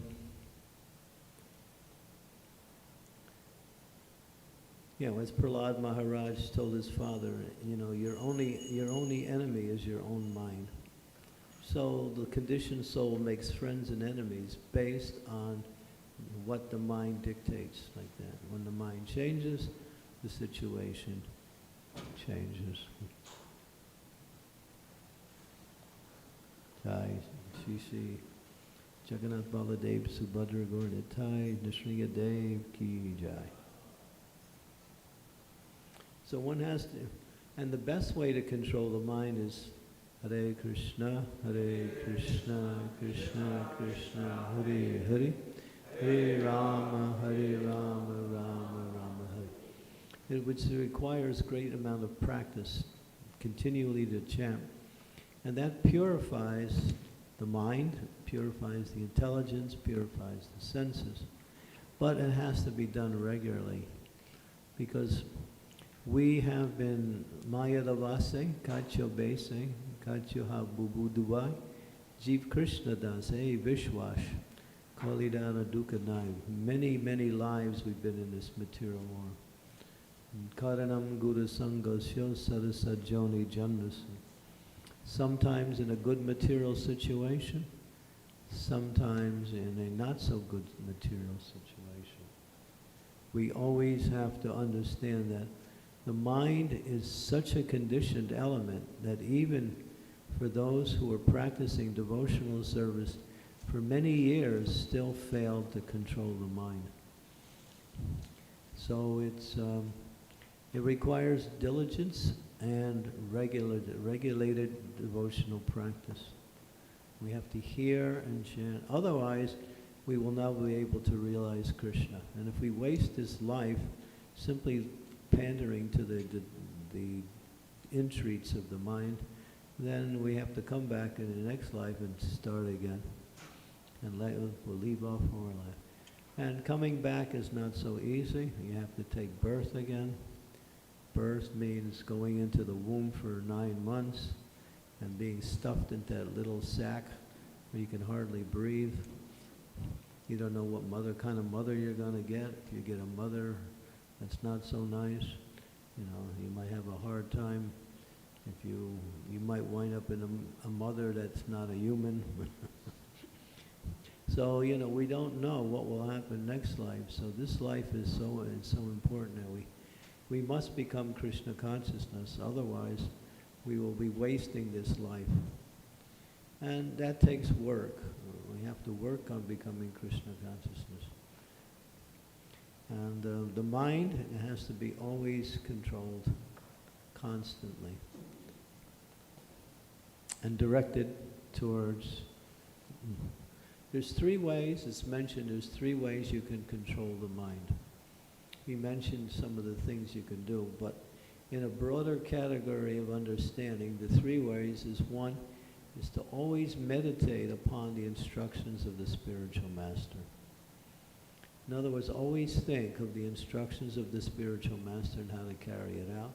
Because if we know, first we have to know those instructions, therefore we have to hear regularly and read the books. When we know, then we can understand that each and every activity we perform throughout the day, there is an instruction that is relevant to that activity. It's not that the spiritual master, you read Srila Prabhupada's books, he gives everything from all angles of vision. And Prabhupada spent so much time instructing us, educating us, correcting us, directing us, and through the process of transcendental knowledge, and through the practice of bhakti yoga, the actual discipline that it requires. So both of these are important. So we meditate on the instructions of the spiritual master. Keep the spiritual master's instructions foremost, then the mind is controlled. Another way, Prabhupada said here, which is very similar, one who is engaged constantly in serving the lotus feet of the Supreme Personality of Godhead, through the instructions of the spiritual master, the mind is controlled. And then there's another way, which is a little bit what we say generic, but it has an effect also.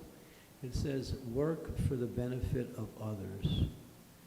When one is always thinking how to benefit others, then the mind becomes controlled.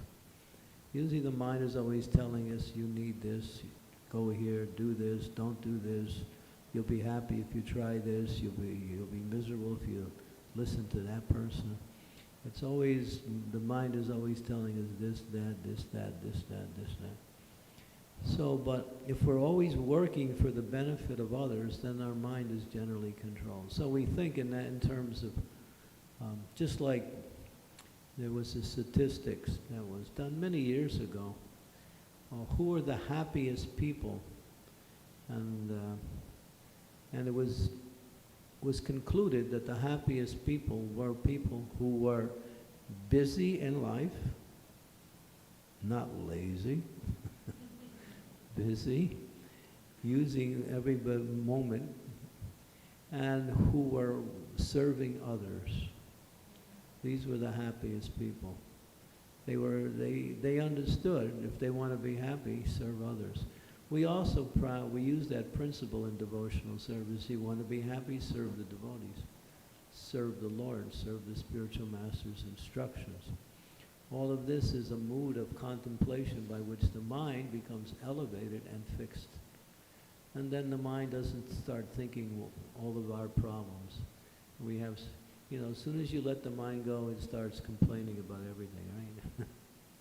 This is not right, he's not right, she's not right, I'm not right, this is not right, nobody's right. I'm trying to be right, but I can't do it.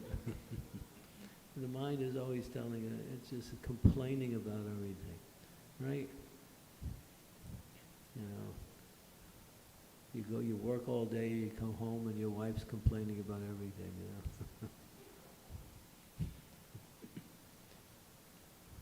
The wife's working all day to serve the husband. He comes home and he's complaining, what are you doing? You're not doing nothing all day. You're just, sitting on the couch watching television.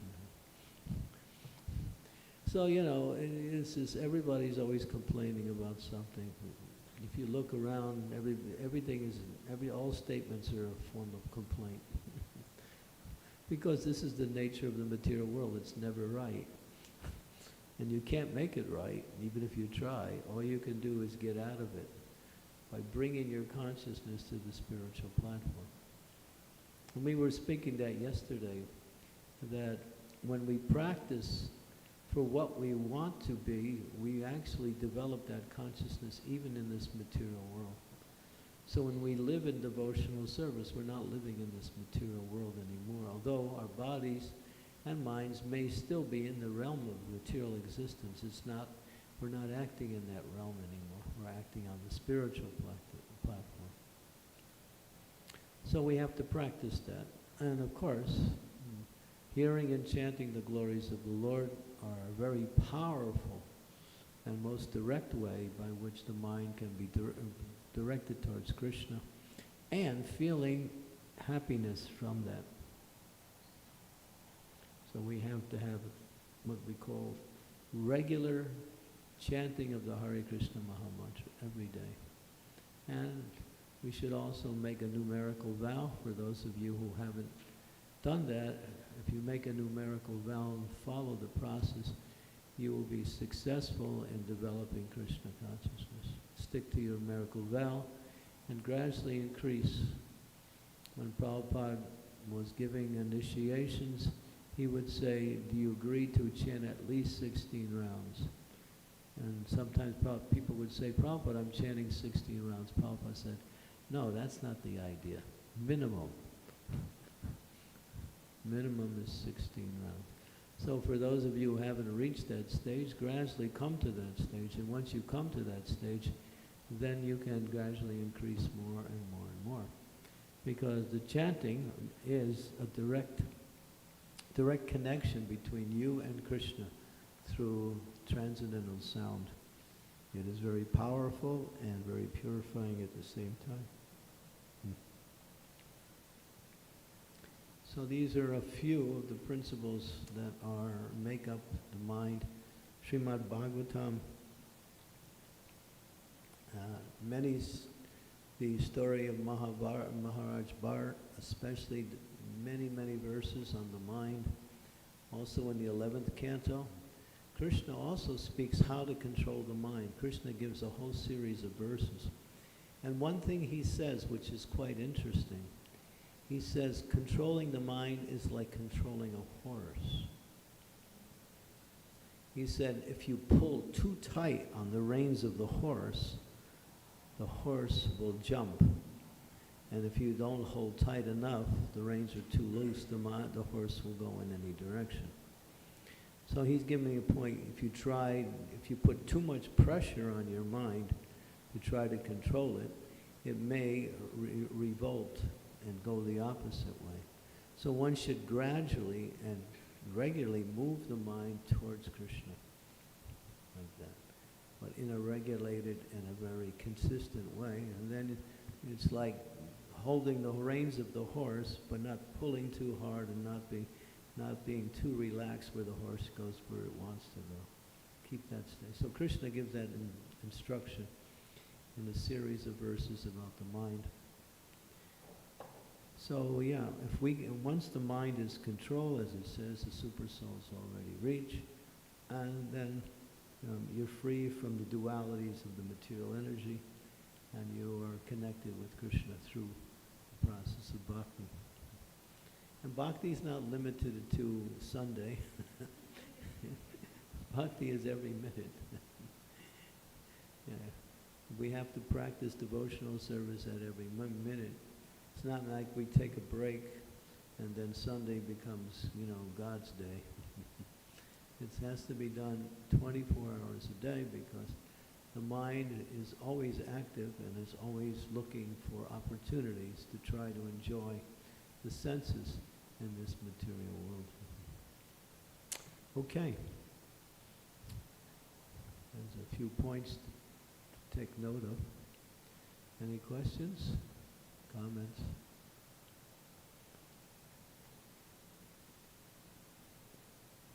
Yes, okay.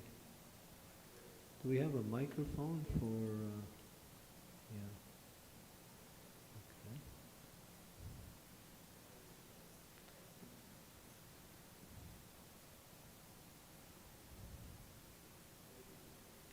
I think it's still not on yet. Yeah.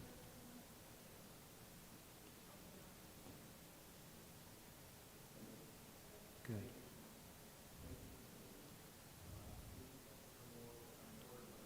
A little bit louder. Okay.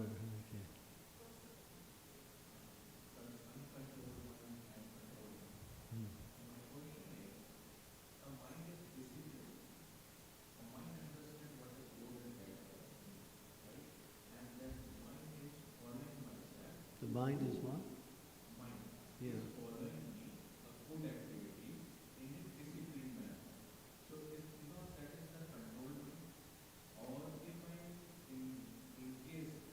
If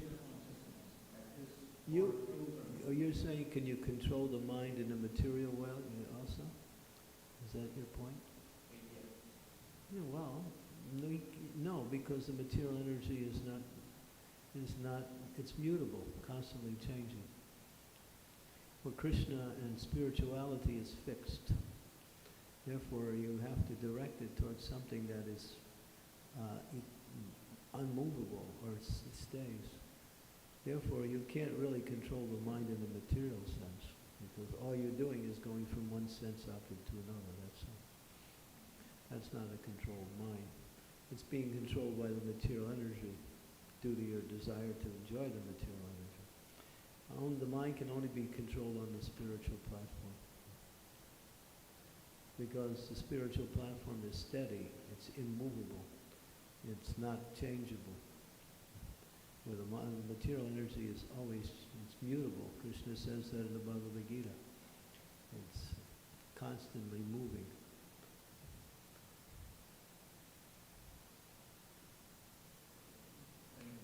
Yeah. So, yeah, sometimes people think, well, I'll just direct my mind and I'll absorb my mind in making a lot of money. So my mind is controlled into the direction of money. But then again, it looks like the mind is controlled, but it is being controlled by the sense objects. Sense objects are controlling the mind, and the senses are going along with it. But that's another controlled mind. It's just filled with lust, anger, greed. And these things don't allow the mind to be controlled.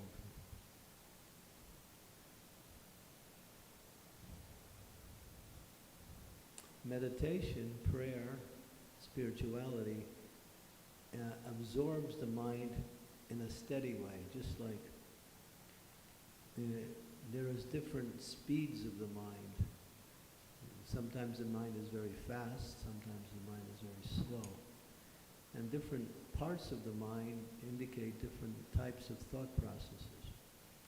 So the slowest part of the mind is called the delta waves.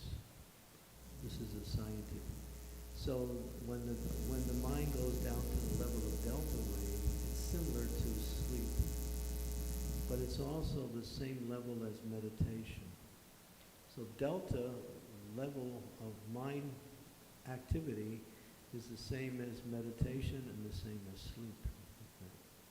In other words, the mind is very slow on that point. So that means slowing down the mind and focusing it on something that is immovable. Krishna, Krishna's holy name, the glories of devotional service, the glories of Krishna. These things are fixed on the spiritual platform. And then the mind is controlled, and the mind is slow, and you can control the mind. And the mind becomes reflective, thoughtful, discriminating, in a spiritual way, not in a material way.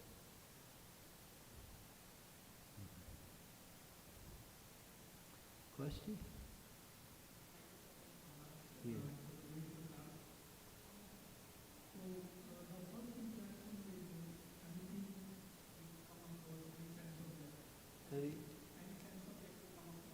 Any sense of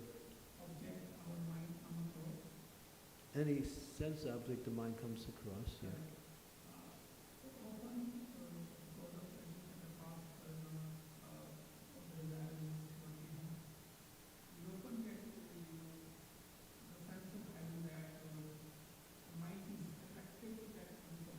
Yeah, yeah.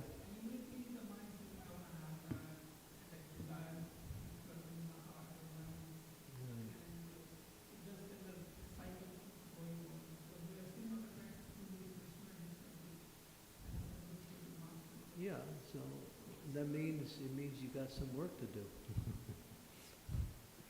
Yeah. Well, that means you have to come and hear more about Krishna, chant more, hear more, and do some service. When you start doing service, then your mind starts to become more and more controlled. Then it becomes easier to control the mind when you are chanting. If you're not doing any service, any active service, then when you sit down to chant, it's going to be all over the universe.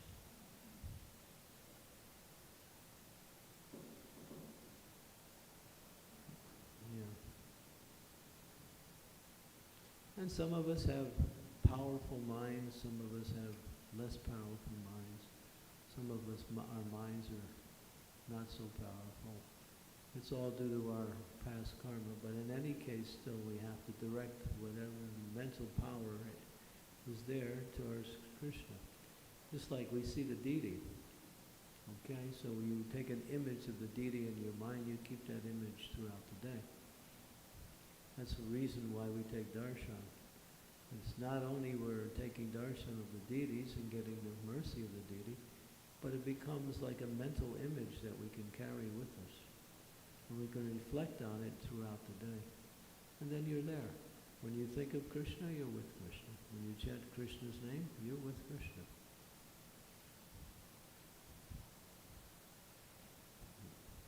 And whoever your mind is wherever you are. Prabhupada tells the story two boys are on the way to the prostitute's house, and they're walking along, and then they pass the Sankirtan party on the way. So one boy says, "Oh, there's the devotees, they're chanting. I'll go and join the devotees." And his friend says, "Nah, I'm not going, I'm going to the prostitute." So they split up, one goes to the chanting, the other one goes to the prostitute house. So the boy who went to the prostitute's house, he's there and he's thinking, you know, my friend's really intelligent, I'm wasting my life here. And he's using his intelligence for spiritual life. Boy, I'm just so degraded. And then his friend is with the kirtan, he's thinking, boy, my friend went to the prostitute and he's having a good time, and here I am trying to chant, it's not working. So, who's better off? You are where your mind is. Just like I'm talking now and some of you are somewhere else, I can see that. Some of you are looking at cell phones, others are thinking, when's Prashadam? Others are thinking, I still forgot to do a few things today. When I get home, I'll do it. You know, our mind is always directing it. So in hearing, there are what is called three stages. It's particularly when you hear a lecture, there are 3 stages. And the 4th stage is the result of the first 3 stages. And this is from Padma Purana, and it explains that when you're hearing a lecture, first of all, you have to have faith in the speaker, that the speaker is qualified to speak. The second is humility. That means to absorb what is being said without trying to filter it through your own misconceptions. In other words, to be, what we say, open to what is being said. And the third one is called destroying the faults of the mind. That means wherever the mind wanders, bring it back. It's going to, it's going to Pizza Town. It's going to the shore, thinking, oh my God, the weather's bad, and I'm planning a vacation. So we're all, the mind is everywhere. It's just going everywhere. So these are called faults of the mind. So when you're listening to the lecture, you constantly bring your attention back to what is being said. And you're hearing, and you're thinking about what is being said as you're hearing. And if you do that, you're actually connected to the sound. And what is the result? You get 2 results. One of 2 or both. Generally, you get one of 2. One is that you realize the knowledge that you're hearing. It becomes a realization. Yes, this is correct. You understand it. And the other one is questions. So if you're listening to a lecture and you don't get realizations or questions, it means you weren't listening. One of the 2 has to be there. So I hope you all got realizations. But if you don't, but then again, if you're really listening, questions will also appear like that. Because the speakers don't always speak in detail, they speak in points. And detail comes through questions and answers, and then it becomes relevant to us. Like that. So we always inspire that process of asking questions based on what you hear to get a clearer understanding of the points. Any questions? More questions? Anasuya, you had a question? Oh, there's a question over here. Yeah. Go ahead. Yeah, I had a question. It was regarding the analogy of the horse, where Right. one will hold too tight and hold too loose. And sometimes when you're very used to holding the ropes too tight, and you sort of have a fear that you let loose and make a mistake, take the wrong thing, and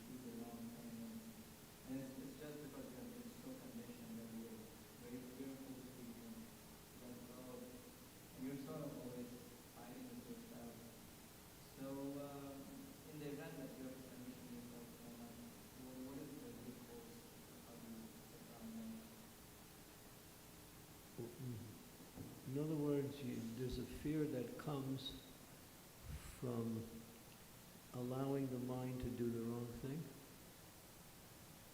Yeah, I think The possibility that the mind will do the wrong thing, so you're holding tight to the reins. Yeah. Well, of course, in some situations it requires determination to keep the mind from going into the wrong direction, or going into the direction by which the situation is pulling us in. And therefore we have to remember Krishna. The easiest way to control the mind is to remember the Lord. And Prabhupada makes a nice point. He says, you will never be impeded in your execution of devotional service if you remember the lotus feet of Krishna. And as soon as you remember Krishna's lotus feet, automatically everything will automatically flow in the right direction. Because by remembering Krishna's lotus feet, you're remembering Krishna. And when you're remembering Krishna, you're with Krishna. So we have to practice to remember Krishna. Of course, the easiest way is to chant. But then again, throughout the day, we can also reflect on Krishna, the personality of Godhead in the form of his, transcendental form. His beautiful eyes, his peacock feather, the way he dresses, the way he stands, his lotus feet, the way they are positioned. All of these things are forms of meditation, forms of contemplation. And don't think you won't get your day-to-day job. Some people think, if I think of Krishna, then I won't get anything done. No, actually, when you think of Krishna, it becomes more natural to perform the activities you need to perform. Even your daily activities of maintaining your material life becomes natural and easy. Because Krishna doesn't discriminate in that sense. So, yeah, it's just coming back to remembering Krishna. Pulling too hard on the reins means forcing the mind. Too loose means allowing the mind to go wherever it wants to go. But then there's that constant guidance that comes from the intelligence. That you have to turn on that channel of bringing the intelligence into your consciousness by remembering Krishna, remembering the words of the spiritual master. When you find yourself in a situation, you can also apply the knowledge that applies to that situation. Just like sometimes you're in contention with another person, how do you act? You know, you can act wrong and make the situation wrong or worse, or you can act right and sort of ameliorate the whole situation. So then we have to reflect. So it takes, therefore, the problem is that in the Western society, everything's so fast. If you lived in India, think life is slower. And of course, but now, of course, it's being affected by the whole Western mindset.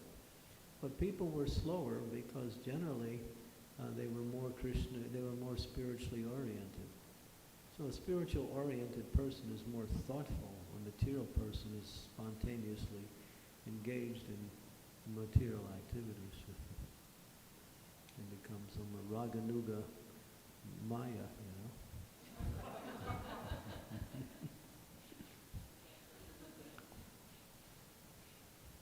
So yeah, the Western, everything is so fast. Prabhupada tells the story of Rabindranath Tagore, remember him? Rabindranath Tagore. So he went to London, and he was seeing the people were walking so fast. He said, oh my God, they're walking so fast, the island is so small, they're going to fall into the ocean. Everything is so fast. And that's the way we live. We go from, it's like everything is fast, fast, fast. Like that, one thing after another after another. It's just the mind is on that, what we say, getting things done fast, fast, fast. And that's the way the society is pushing. But to practice spiritual life, it takes community, it takes association. It takes the culture of Krishna consciousness to be imbibed, so when we practice Krishna consciousness, we can actually think how to do things and not be dragged simply by the dictations of the mind.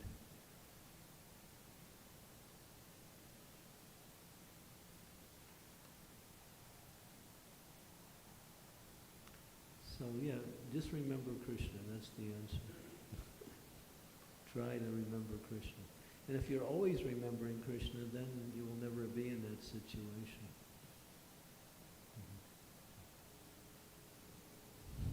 And even if you are, you'll be easily able to overcome it.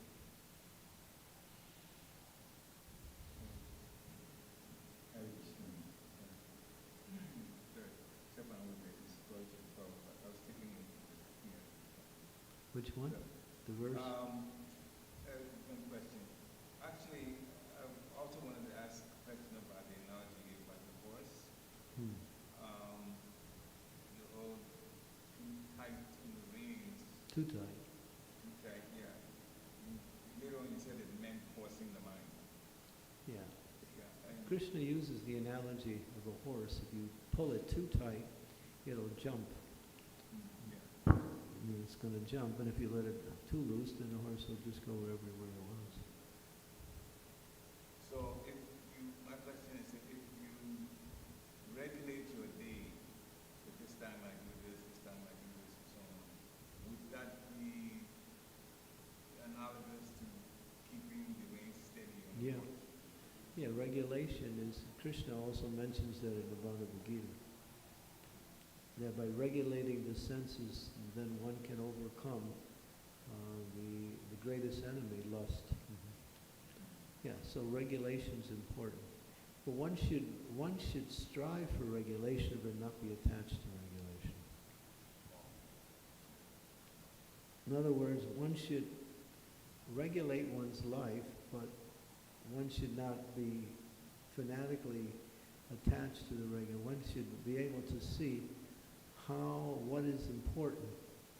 If I have to break my regulation in order to do something that is, just like a person will be saying, well, yeah, let me be an example. You might be, say you're in the temple and you're chanting your rounds, and then some temple authority comes up and says, well, we need you to do this service now. It's important. It's in relationship to the deities. You say, well, this is my regulated japa time. So ask somebody else. So then that means you're attached not to Krishna, but to your own regulation.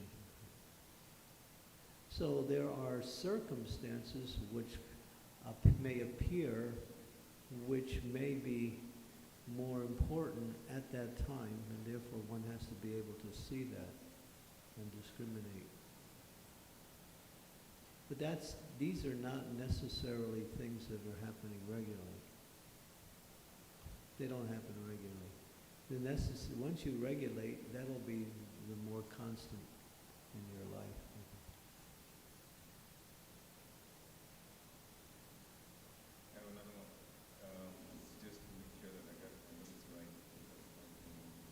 You mentioned about the happiest people. It was an example you were giving. Yeah. The happiest people are those who stay busy, but Right. and also help others. Yeah. That's a material example, that's all. Yeah. But it also works in Krishna consciousness. In other words, it takes your mind off yourself all the time. Always thinking about yourself. I'm getting this, I'm not getting that. And then you start making other person's concerns your concern, and then you're helping others, and at the same time you're also helping yourself.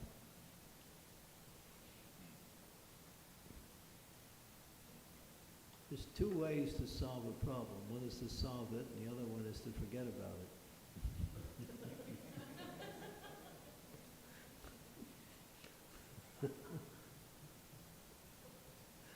Which one is better? They're the same.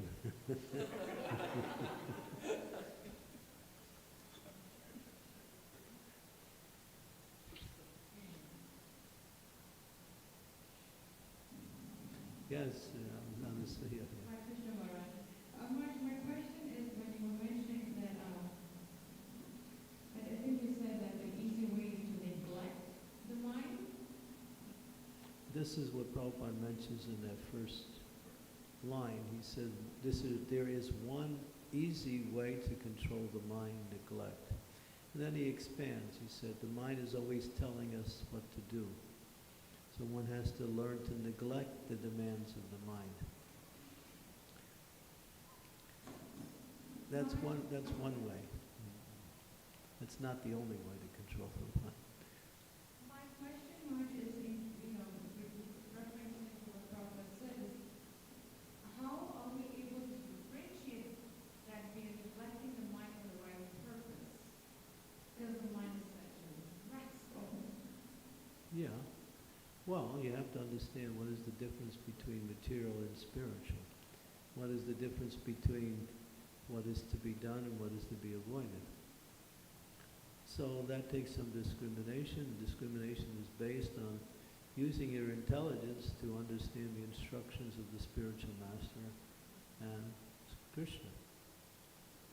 When you guide the intelligence in that direction, then you have the right understanding of how to apply things in every circumstance.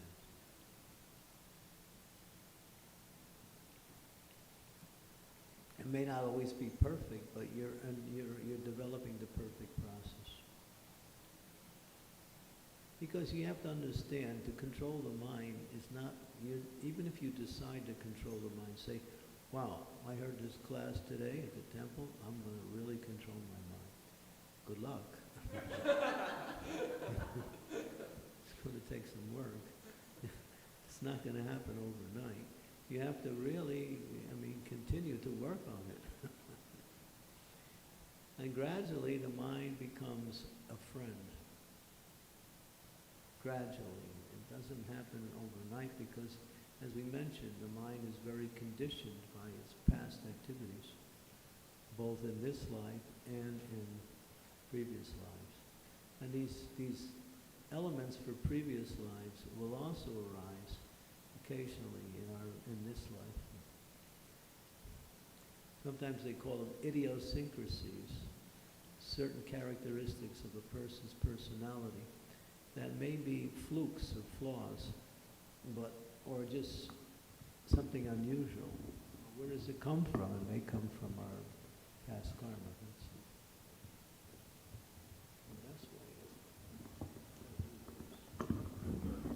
And then it's fixed. Now it will move.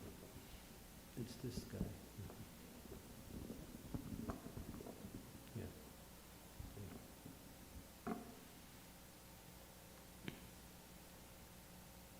I didn't just figure that out now. I knew that already. Okay. Is that okay? Who was I? Is that your question? What was the question again?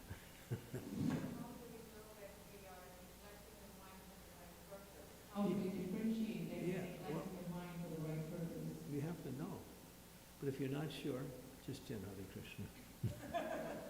Really, all you have to do is connect again with the holy name, and then whatever's happening is gone, and then you're in the right place. If you're not sure. But then again, the discrimination that needs to be applied in terms of the intelligence needed for each circumstance comes by hearing from Krishna, hearing from the spiritual master. That's why we have to hear from Krishna and the spiritual master regularly. And that means reading Prabhupada's books, hearing Krishna Prabhupada's lectures, hearing our spiritual masters' instructions, all of these things. In a cumulative way, are all coming to the same point, directing us in the right way towards Krishna consciousness.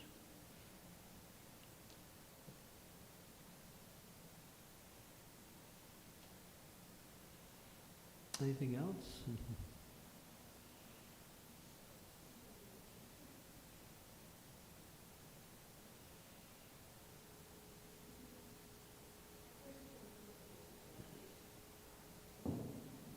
Thank you so much. Thank you for the class, practical instructions. My question is more like a samkhya, like an analysis. So when we say that control the mind, does it automatically mean control the functions of the mind? I'm sorry, I can't catch all the words for some reason. Some of the words I'm missing. So when we say that control the mind, does it mean control the functions of the mind, which are controlling one's thinking, feeling, and doing? And then control it by... Controlling constantly, what is the other words? She's asking about controlling the mind. Does it mean controlling the functions of the mind, like the feeling, the thinking, and the willing? Yeah, And yeah. then, You control thinking and then the rest will follow nicely. so do we attack the thinking, or do we attack the function of the intelligence, which is discrimination? Do we what? Do we attack the thinking, or do we attack the functions of the intelligence, which is discrimination? Yeah, well, the mind is, you never know where it's going to go. In the process of thinking, we connect with sense objects automatically in the external environment, and all of a sudden the mind is there. So again, it's coming back with using the intelligence. Just like the mind might say, well, here's something to enjoy, and then the mind, the intelligence will say, no, it's not like that. You're not going to enjoy that. So then the mind, the intelligence comes in and gives us a clear understanding based on the knowledge that we receive from Guru, Sadhu, and Shastra. So the mind, you can't change the process of thinking, but you have to purify that, that's all. And the functioning system is set, but what happens into the function, what do you think of Krishna, or you think of sense objects? Or if you think wrongly about a situation, all of this will have to be purified by the instructions coming from Guru and Sadhu and Shastra.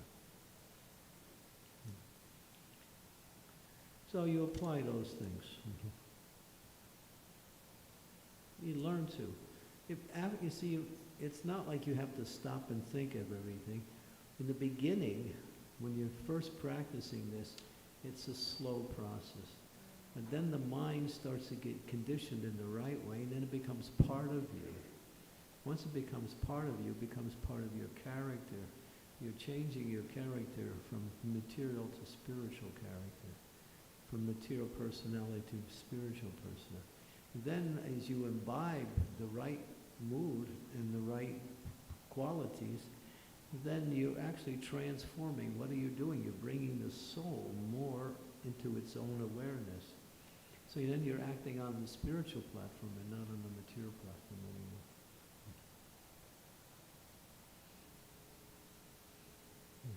But it's a process that has to be practiced, and the mind has to be watched. More. I mean, we say something and then we're sorry we said it, right? You know, I shouldn't have said that. Or even doing something, we did something and then we regret we did something, or didn't, yeah, like that.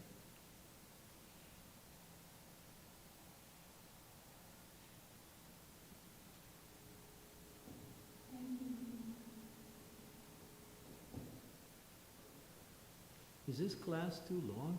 Half the people already left. No, they have services downstairs, some of the altars, so that's what's happening. Okay, thank you. Thank you for correcting my mind. I have a second question. I'm not sure. When you came from this, you already had a belief that you want again more and more. How to stop that belief? You achieve something, you still continue. I want so much. Is it good for you or not good for you? The question is it beneficial or unbeneficial? The discriminating factor has to see, is it going to help you in your spiritual practice, or is it going to take you away? I mean, material life is that the more you're successful in performing your material duties, the more you will find more and more opportunities to increase in that area. And one of the things that is most addicting is the more money you make, the more money you're going to want to make. It's a disease. I've seen it. Yeah. But it happens in all categories. You go to work, you're good at your job, and you're getting notifications from your employer that you're a good employee. They're going to give you more opportunities for advancement and for work hours. You know, they'll give you more pay, they give you more responsibilities. So that's how material life works. Same in spiritual life. The more you practice this, the more you get opportunities for more service, more opportunities to learn.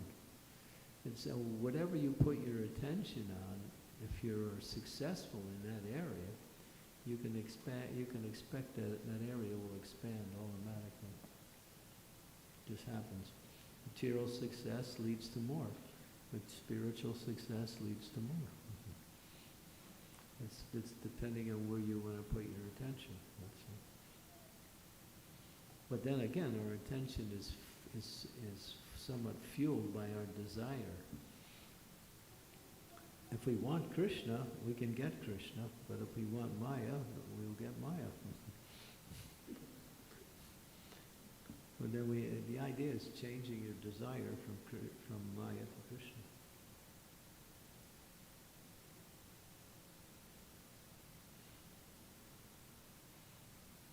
And that's the process.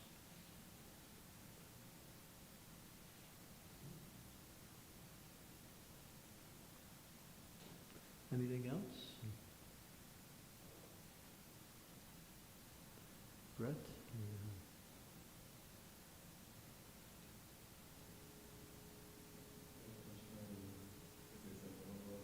Hare Krishna. Hare Krishna.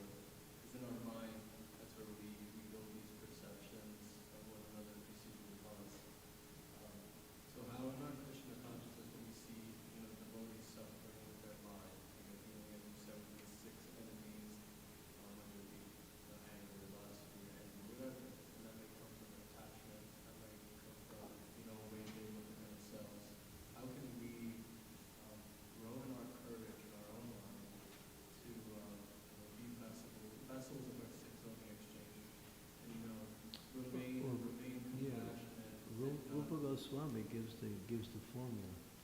Utsahan nistaya daryat. Utsahan means enthusiasm. Utsahan nischaya means determination, and daryat means patience. So one has to practice the process enthusiastically, be determined to continue despite the obstacles and reverses, and remain patient for the results. And that can be subliminated when one is in association. In other words, by taking to the association of devotees, we automatically can remain enthusiastic. We have the tools, we have the environment to overcome the obstacles, we can remain determined. And we're happy in the association of devotees, therefore we can be patient. When you're happy, you're patient. If you're unhappy, you're impatient.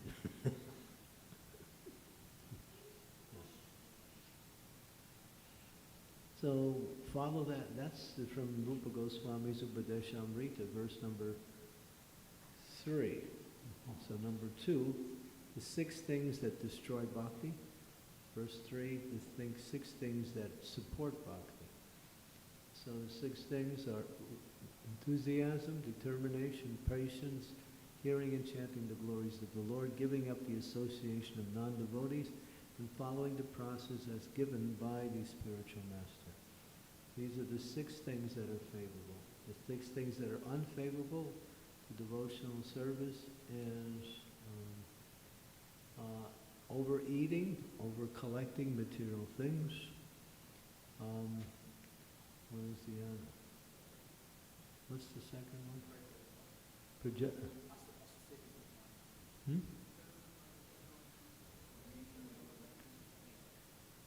Let's see. What is it? Pratyahara. Yeah. Over-endeavoring for mere material things that are unnecessary. Prajapa, speaking nonsense. Niyamagraha, following the rules and regulations for the sake of following and don't know why you're doing it. Or rejecting the rules and regulations and acting whimsically and independently. Again, association with asat, those who are non-devotees. And the last one is lauyam, right? Lauyam, that means greed for mundane achievements. So these 6 things destroy bhakti. You study those 2 verses, and Bhakti Vinod Thakur has written a commentary on it. He's comprised a separate book on those 2 verses. It's called Bhaktyaloka, and it's available in Krishna Consciousness. He's taking those 12 items and explaining each one of them in detail. If you know those, then you know what to avoid and what to accept, those things. So in your question, yeah, if you remain enthusiastic, and what does enthusiasm mean? Sometimes we misunderstand enthusiasm. We think enthusiasm means just running around as fast as you can. But Rupa Goswami gives another definition. He says enthusiasm means to endeavor with intelligence. Apply the intelligence in every situation. And then determination, there will be obstacles, no matter who you are or what situation in life you're in, you will meet obstacles. It's just the way life is, even in the spiritual realm. So learning how to see obstacles as mercy of the Lord, as opportunities to develop more of the qualities that are necessary for bhakti, or to shed away some material detachments. And patience is cultivated by transcendental knowledge. When you have knowledge, then you can be patient. If you don't have the knowledge, then circumstances will bewilder you and you won't know how to act.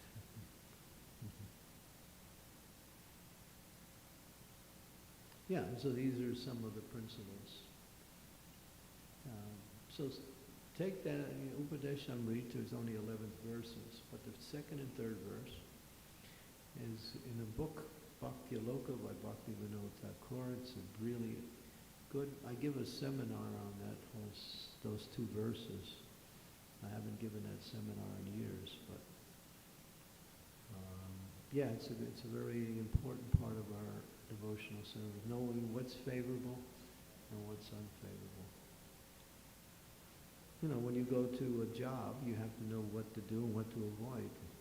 When you're driving down the road, you have to know how to operate your car. You have to know what the signs on the roads mean. You have to know that red means stop, Green means go, and yellow means hurry up before it becomes red. No, I'm just kidding. I mean, slow down.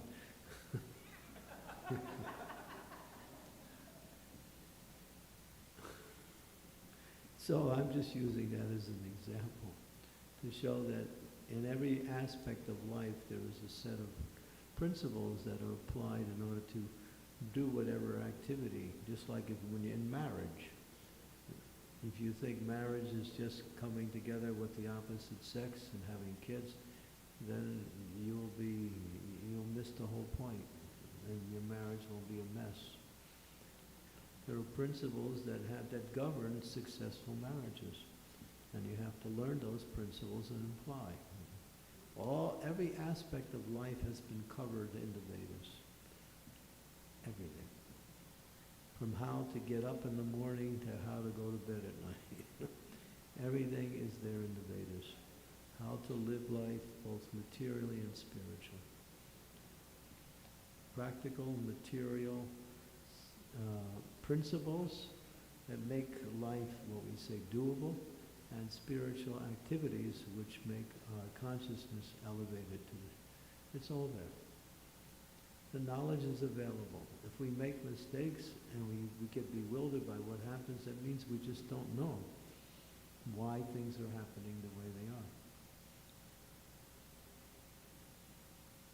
That's why Prabhupada, he spent a very large part of his time giving us this knowledge in these books, and was his greatest contribution, these books.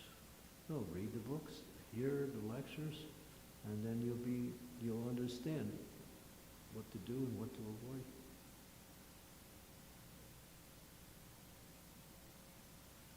And if you don't, just chant Hare Krishna, that's all. 24 hours a day, and then you're okay. But we can't do that automatically, so we have to come gradually to that stage.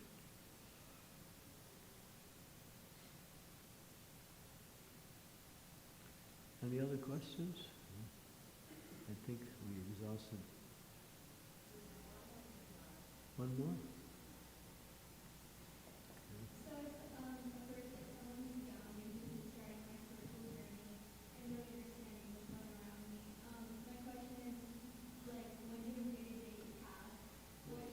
When you're engaged in a task, somehow because the microphone system is not so good here, I can't hear anything. I think just put the microphone down and speak. Yeah. Yeah. I can hear Anasuya when she speaks clearly, but you can just speak. Go ahead. You just speak.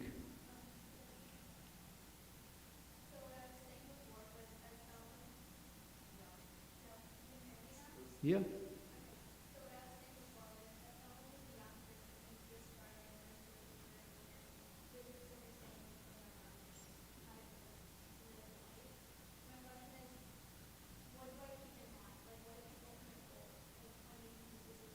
What is the ultimate goal of controlling the mind?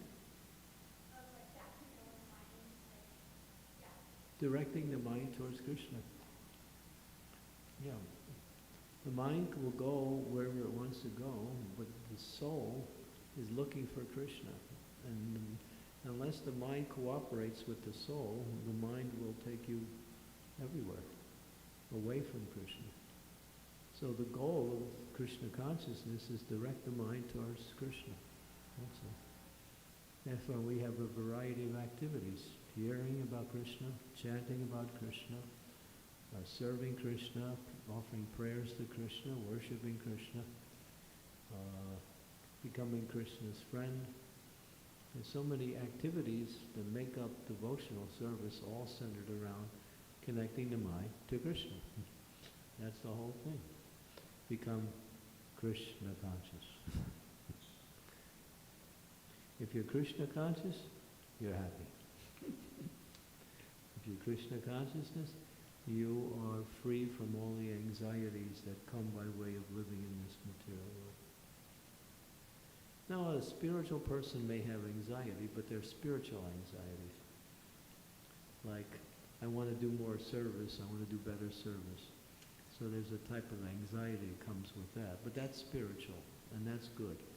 Then usually people who are on that level, they're very advanced. They think that their service is not good enough and they want to do better or more service. That is a very high level of spirituality. But then when you apply it in a material way, it's just the opposite. The anxiety of living in this material world and still trying to be happy.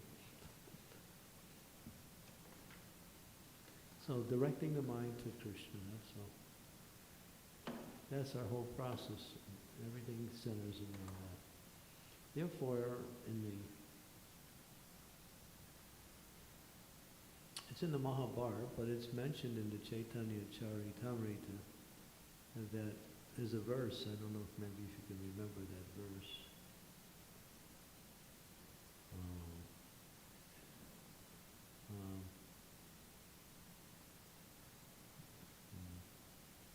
I can't remember the actual Sanskrit. But the translation is, all the rules and regulations of devotional service culminate in two principles. Always remember Krishna and never forget Krishna. So everything we do is meant to bring us to that thing. So always remember Krishna, never forget Krishna. That's the goal of all the rules, all the regulations, all the activities.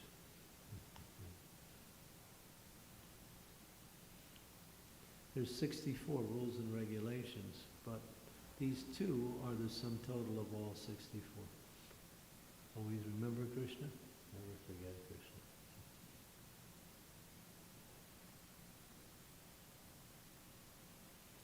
And Krishna is attractive.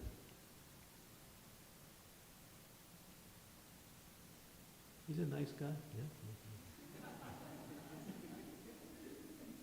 And he'll help you too, don't worry. You're trying to remember him, he will help you. You're trying to forget him, he will help you also.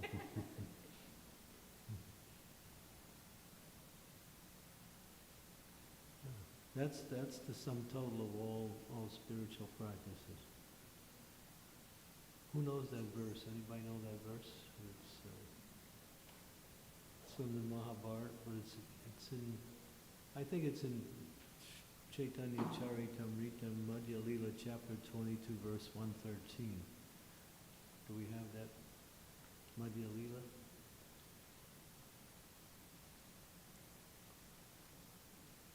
Oh, it's a beautiful verse. And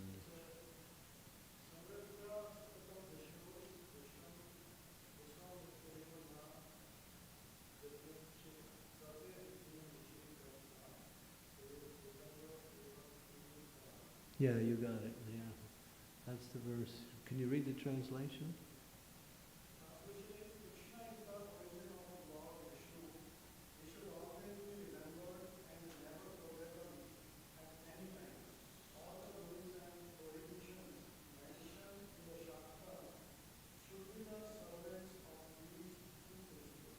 All the rules and regulations in the Shastras are servants of these two principles. Always remember Krishna, never forget Krishna. 113.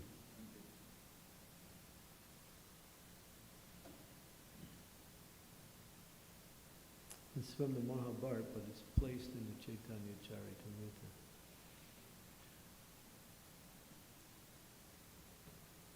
Okay, so that was 2 hours and 1 minute.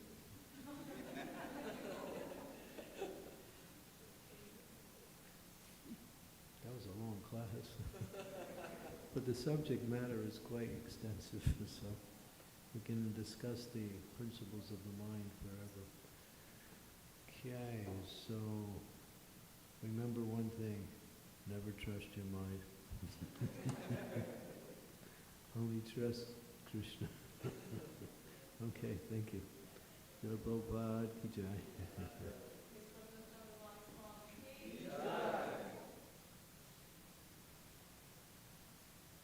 You found the verse? Yeah, okay.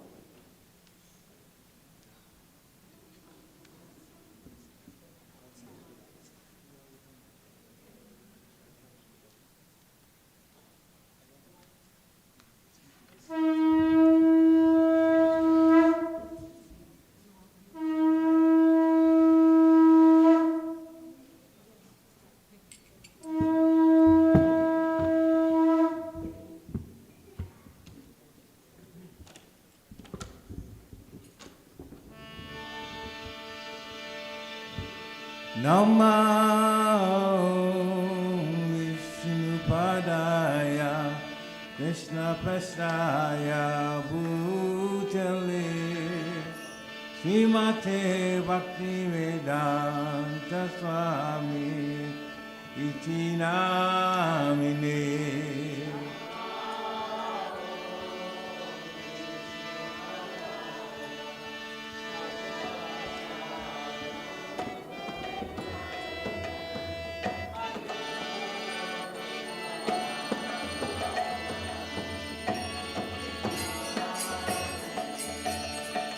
Namaste Saraswati Devi Gauravani Pracharine Nirvishesha Sinyavadi Vachasta Dishatarine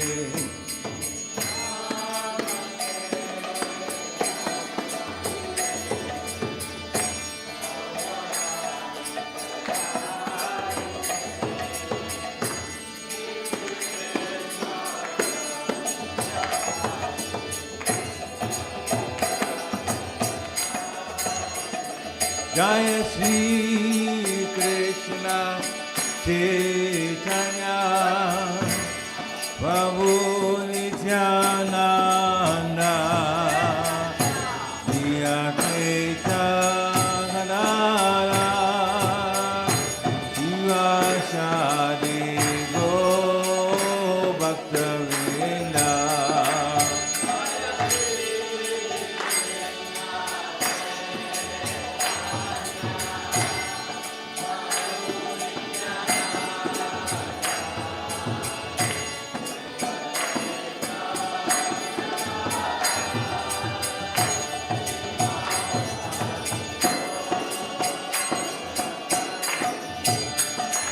Jaya Shri Krishna Chaitanya Prabhu Nityananda Shri Advaita Gadadhara Shivasadi Gaur Bhakta-vrinda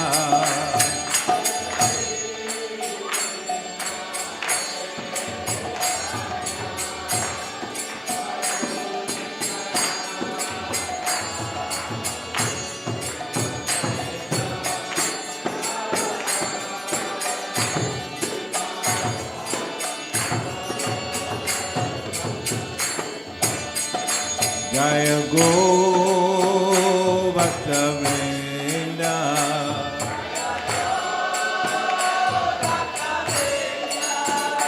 Jaya Gaur Bhakta-vrinda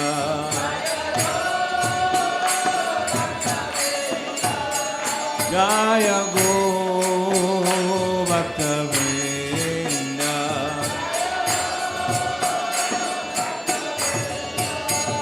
Hare Krishna, Krishna Krishna, Hare Hare, Hare Rama, Rama Rama, Hare Hare.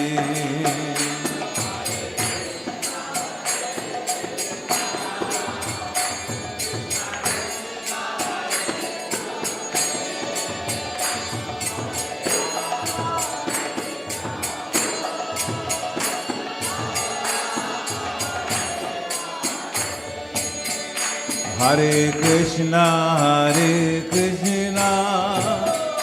Krishna Krishna, Hare Hare, Hare Rama, Rama Rama, Hare Hare.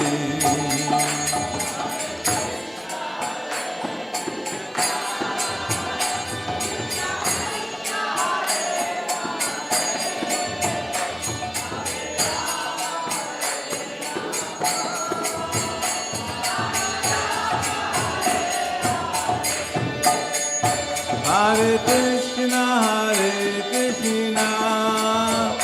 Krishna Krishna, Hare Hare,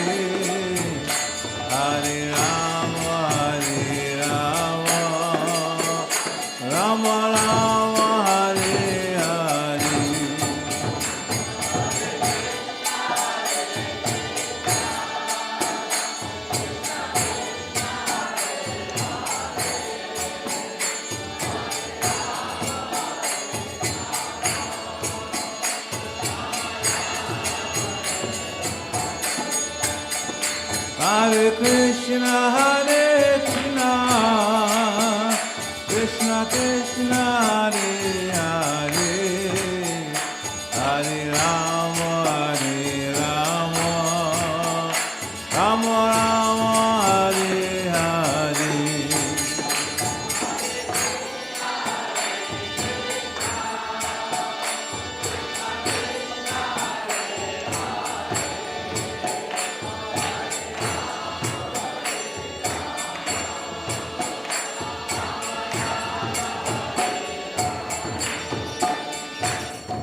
Nitai Gauranga, Nitai Gauranga.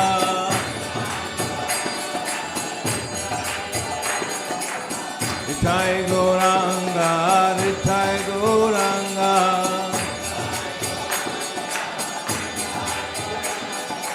Nitai Gauranga, Gohari.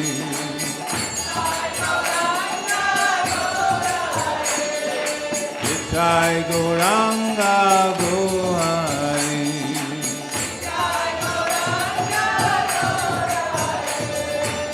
Nitai Gauranga, Nitai Gauranga.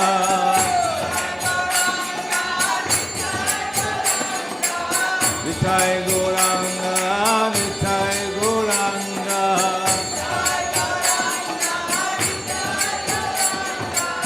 Nitai Gauranga, Gaurahari.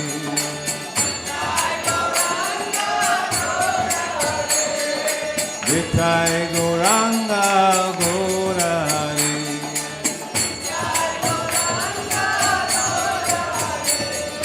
Jaya Sachinandana, Jaya Sachinandana.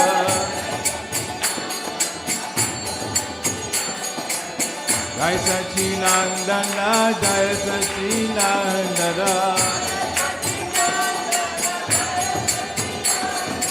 Jaya Sachinandana, Gaurahari.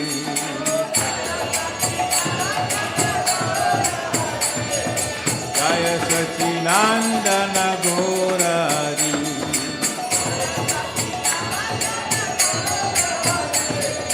Gaura, Gaura, Gaura Hari.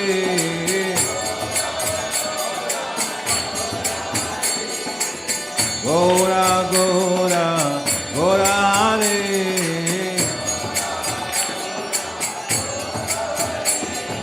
Nitai Gauranga, Gaurahari.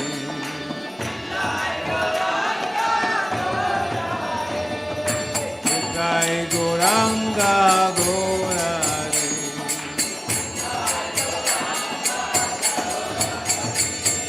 Hare Krishna, Krishna Krishna, Hare Hare. Hare Rama, Rama Rama, Hare Hare.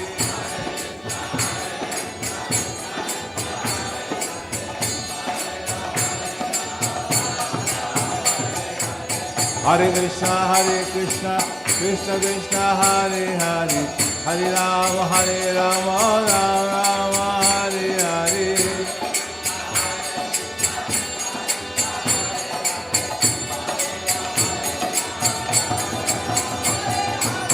Hare Krishna, Krishna Krishna, Hare Hare. Hare Rama, Rama Hare Hare.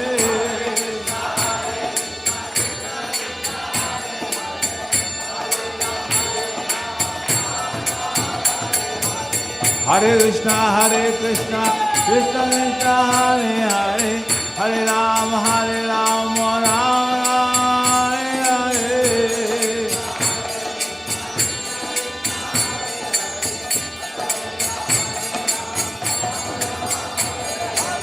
Hare Krishna, Krishna Krishna, Hare Hare. Hare Rama, Rama Hare Hare.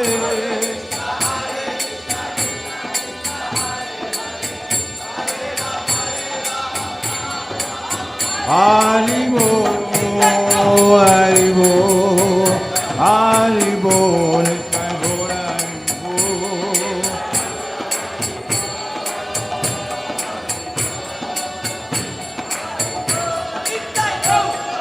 Nitai Gaura Haribo.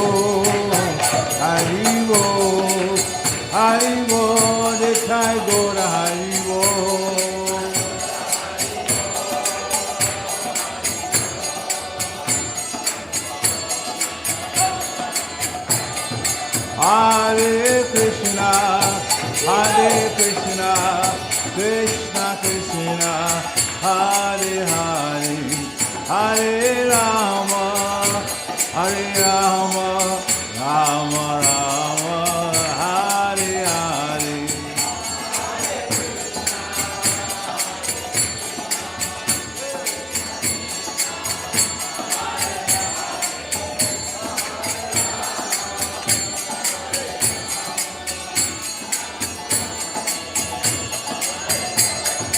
Hare Krishna, Krishna Krishna, Hare Hare, Hare Rama, Rama Rama, Hare Hare.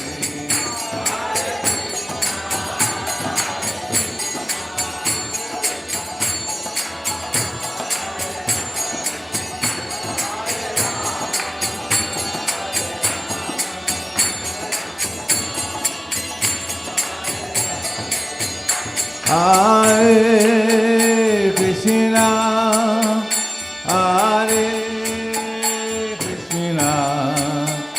Krishna Krishna, Hare Hare, Hare Rama, Hare Rama, Rama Rama,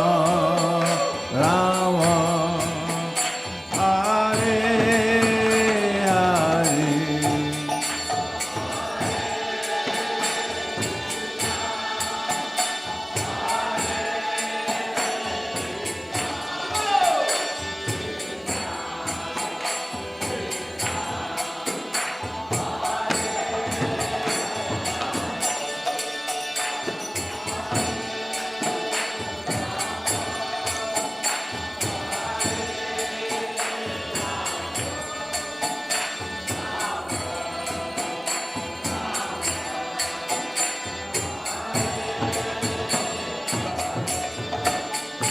Hare Krishna, Hare Krishna, Krishna Krishna, Hare Hare, Hare Rama, Hare Rama, Rama Rama, Hare Hare.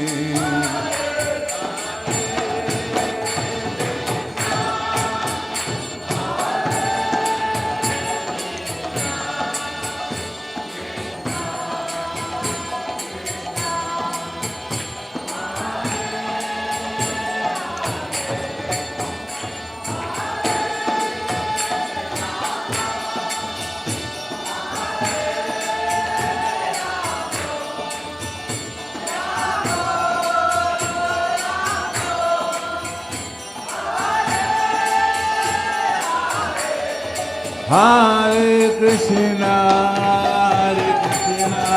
Krishna Krishna, Hare Hare, Hare Rama, Rama Rama, Hare Hare.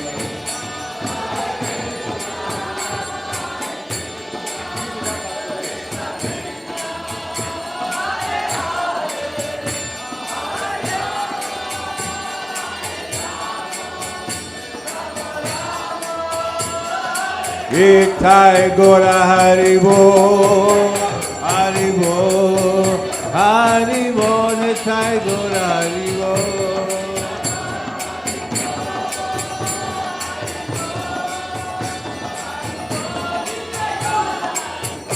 Itai Gora Haribo, Haribo, Haribo, Itai Gora Haribo.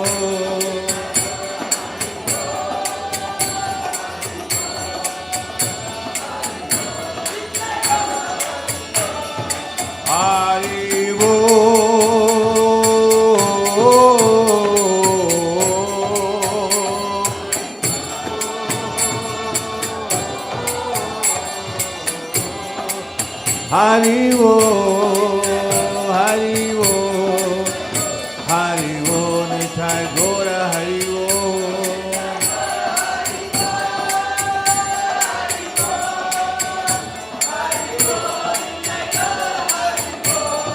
Hare Krishna, Krishna Krishna, Hare Hare, Hare Ram, Ram Ram, Hare Hare.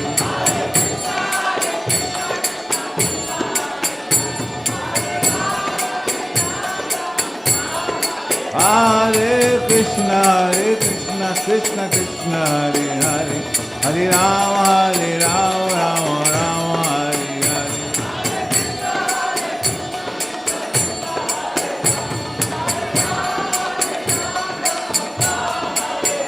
Hare Krishna, Krishna Krishna, Hare Hare, Hare Ram, Ram Hare Hare.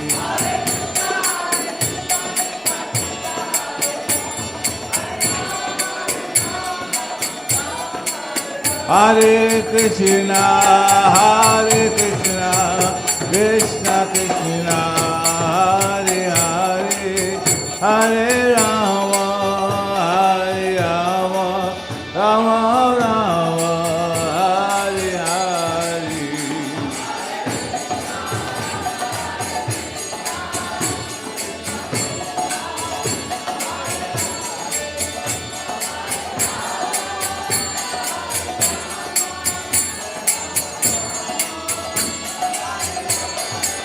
Hare Krishna, Krishna Krishna, Hare Hare, Hare Rama, Rama Rama, Hare Hare.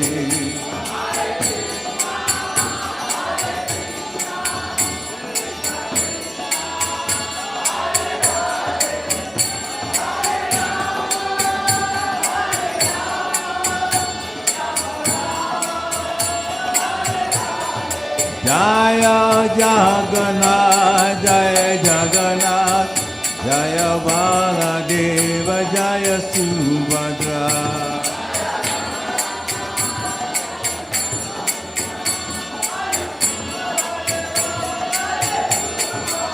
Jaya Gauranitai, Gauranitai, Gauranitai, Jaya Gauranitai.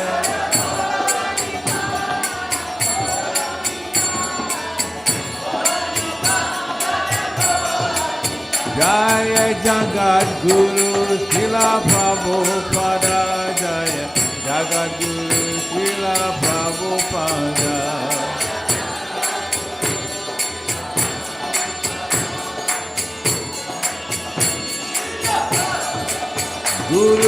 Gurudev, Gurudev, Gurudev, Jaya Jaya Gurudev.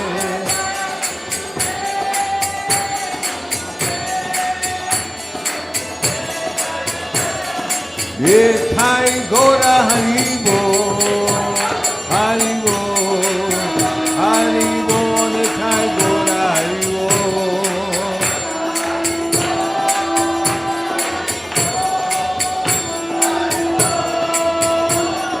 Nithai Gora Haribo, Haribo, Haribo, Nithai Gora Haribo.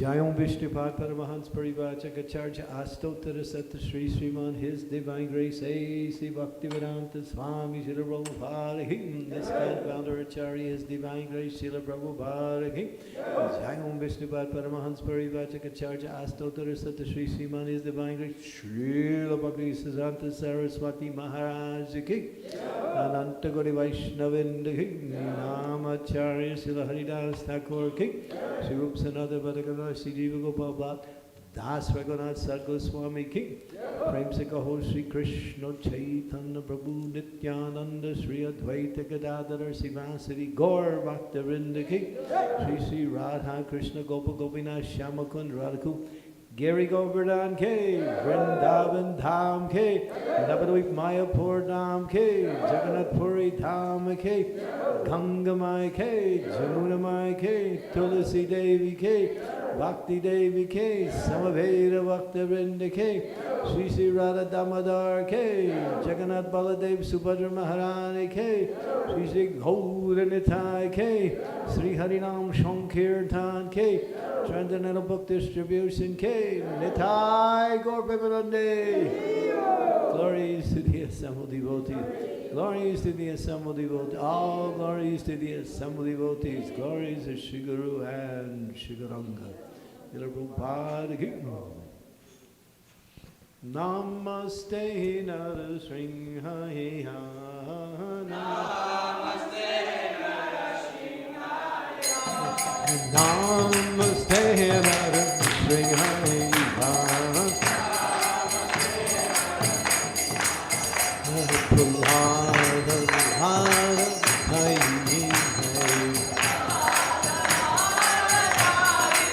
Hiranyakasi Purvachahara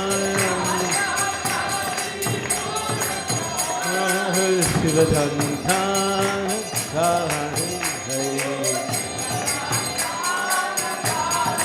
Hey, Tona Simha, Pada Tona Simha,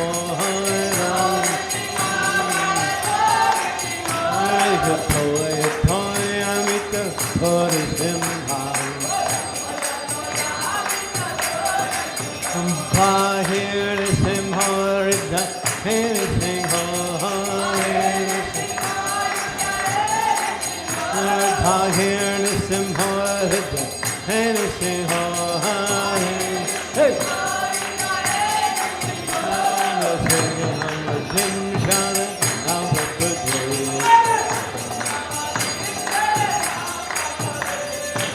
Tavakana kama hayana kama tutari bring hum Dali tali ranya kachi kuatanu bring hum Ekais avadita narahari rupa hayanya dita hayanya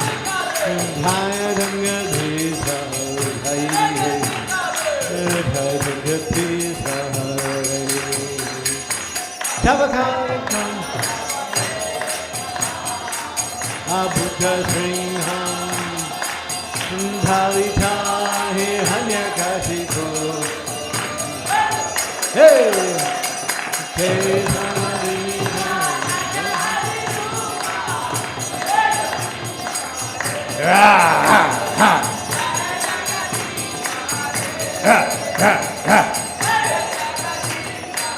Tavakara Kamala Hayana Kama Buddha Sringham Tali Tali Ranya Kasi Purtanu Brahma Ekay Savani Tham Alahari Rupa Ayanga Bisa Ayanga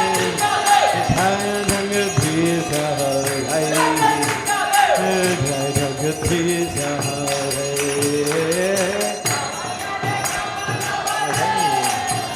Buddha Sringham Halita Hi Hanyakasi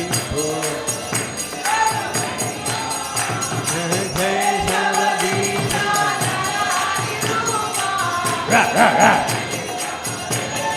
ra ra ra ra ra ra Jaya Kesavanita Narahari Rupa Ayuranga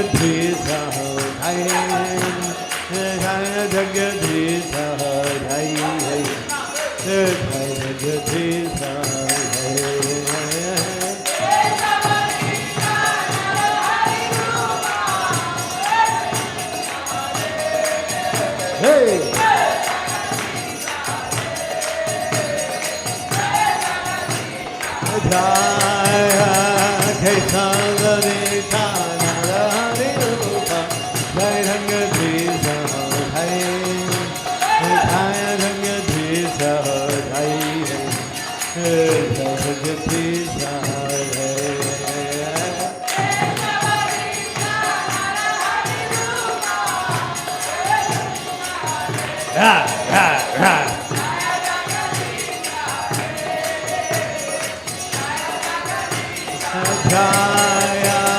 Kesavanita Narahari Rupa Jaya Dvisa Jai Jaya Dvisa Jai Jaya Dvisa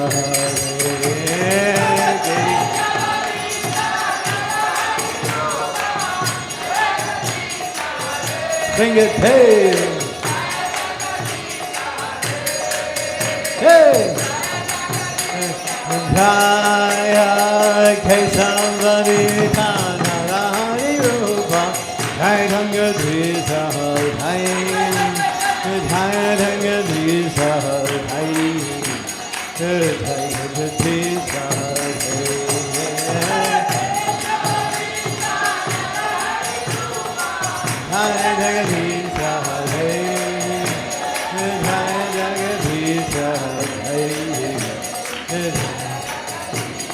Jaya Kesavanita Narahari Rupa Jaya Dvisa Jai Jaya Dvisa Jai Jaya Dvisa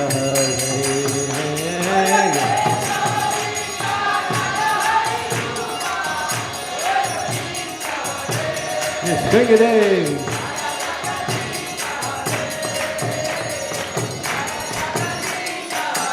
Jaya Nisringa Dev, Nisringa Dev, Nisringa Dev, Jaya Nisringa Dev.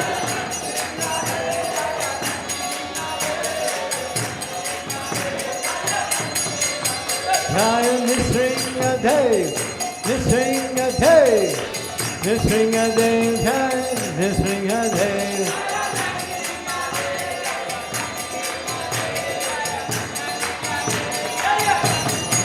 Jaya Prahlad Maharaj, Prahlad Maharaj, Prahlad Maharaj, Jaya Prahlad Maharaj.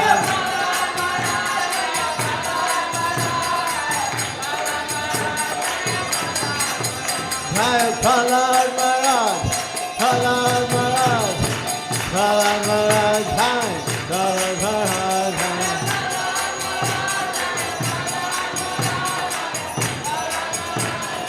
Nitai Gaur Hari Bol, Hari Bol, Hari Bol, Nitai Gaur Hari Bol.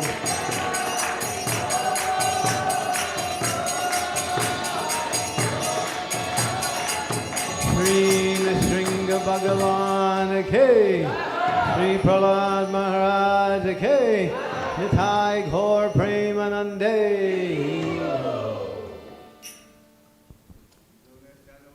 Prabhupada ki.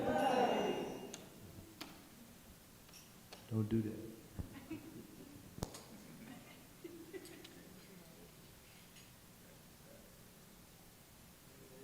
Hare Krishna, Hare Krishna, Krishna Krishna, Hare Hare, Hare Rama, Hare Rama, Rama Rama, Hare Hare. Srila Prabhupada ki.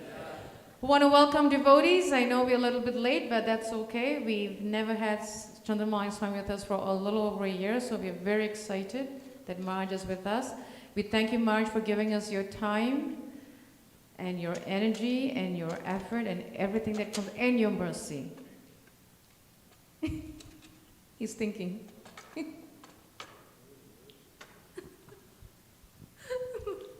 Thank you so much, Maharaj. And before I forget, Maharaj will be giving the class tomorrow evening at Reading at 7 o'clock. So we request devotees, please do make time out of your busy schedule. Do attend the Reading program tomorrow. It's going to be at Dear Krishna's house. So if you need any directions, any address, please do see him. He's sitting right here. So please do get the address, and we hope to see many or all of you tomorrow at 7 o'clock at Dear Krishna's house for a wonderful spiritual discourse with Candramauli Swami, another opportunity for mercy. And Candramauli Swami will also be giving the morning Bhagavatam class online tomorrow morning. Thank you, Maharaj. You said you would.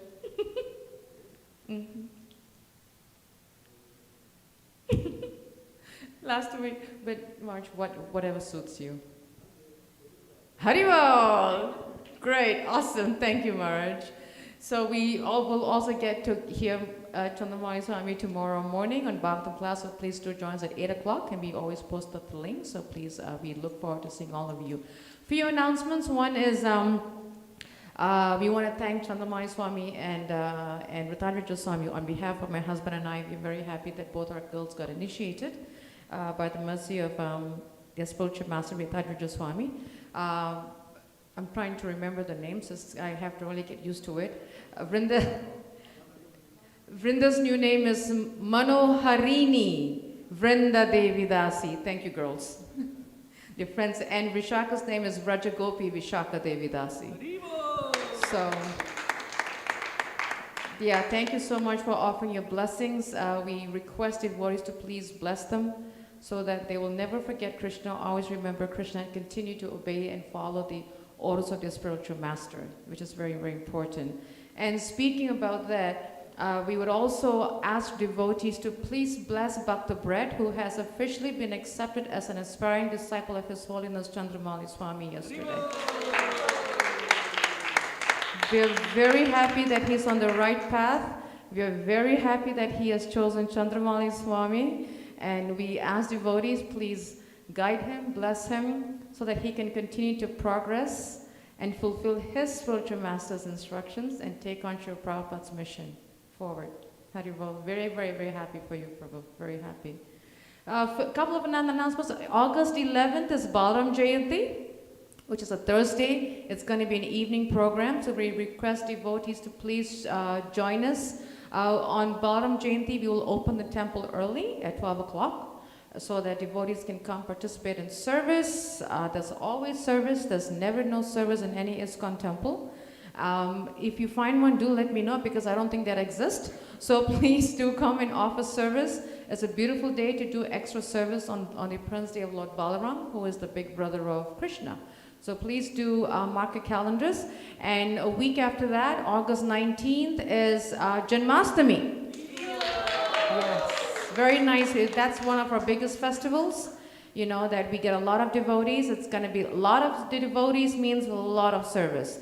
Big festivals means big service, lots and lots of service for lots and lots of mercy. So please do look out for any opportunities for services. We will definitely contact you, or you can reach out to us. It's going to start on Friday. It's Friday evening. Friday at 7 o'clock. We'll go on till midnight. And Saturday is the appearance day, is Vyasa Puja of Srila Prabhupada. And I believe it's the 126th year, right, Maharaj? He was born 1896. Yes, yes, 126th. And we request devotees to please, it's very important that we attend Srila Prabhupada's Vyasa Puja. And especially for those who are aspiring and initiated, it's like mandatory to attend this Vyasa Puja of Srila Prabhupada, because if it was not for Srila Prabhupada, we would not have a spiritual master, we would not be initiated in any shape, form. And we would not be celebrating Janmashtami. Every festival that happens in the Vaishnava calendar is because of the mercy of Srila Prabhupada. So it's very, very, very important that we attend Vyasa Puja.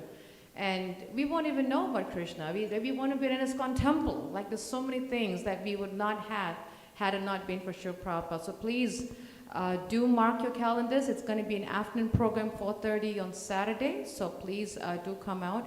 Sunday will be a regular Sunday program, again at 4:30. And it's going to be chanting of the holy name, which is the Yuga Dharma that Lord Chaitanya brought about 540 years ago. So we'll have a very wonderful 3-day weekend. So please do mark your calendars and do share, invite your friends and family to come over.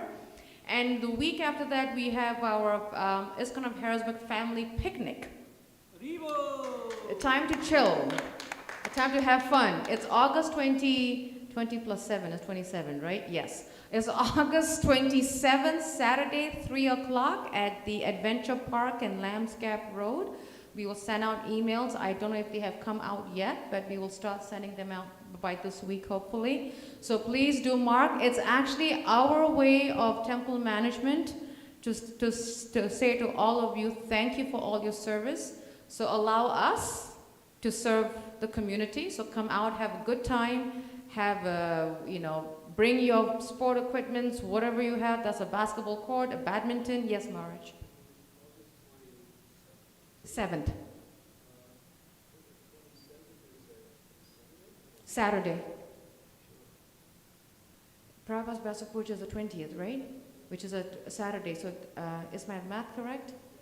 20, yes, Maharaj. Yeah. Yes, Maharaj. Yes. So please do come out. Just come empty-handed so that we can allow us to serve you. I'm looking at Dirk because he's my board member here.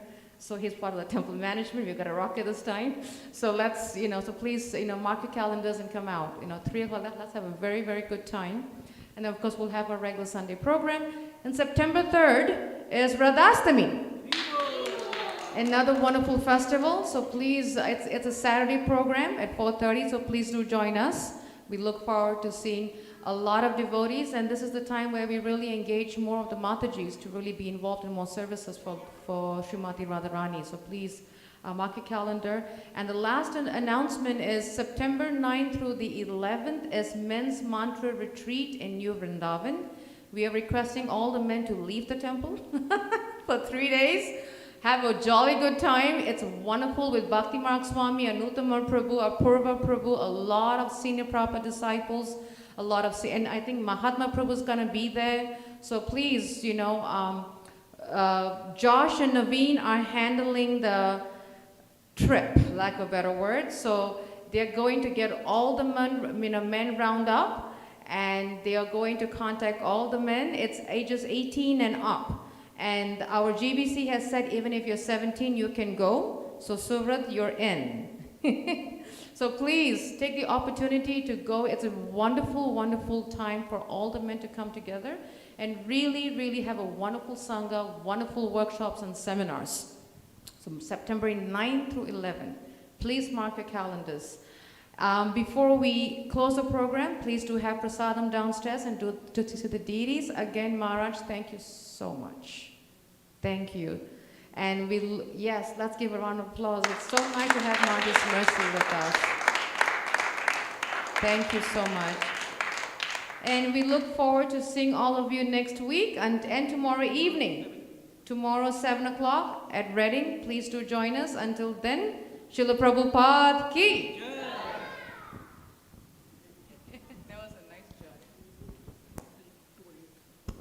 Oh, thank you. October 8th is Births Bhakti Yoga Reading Janmashtami program. Please do we will send out more details. That's when the Births Bhakti Yoga in Reading have their festivals after we have our main one in Harrisburg. So please look out for the email coming out. I think it's already come out.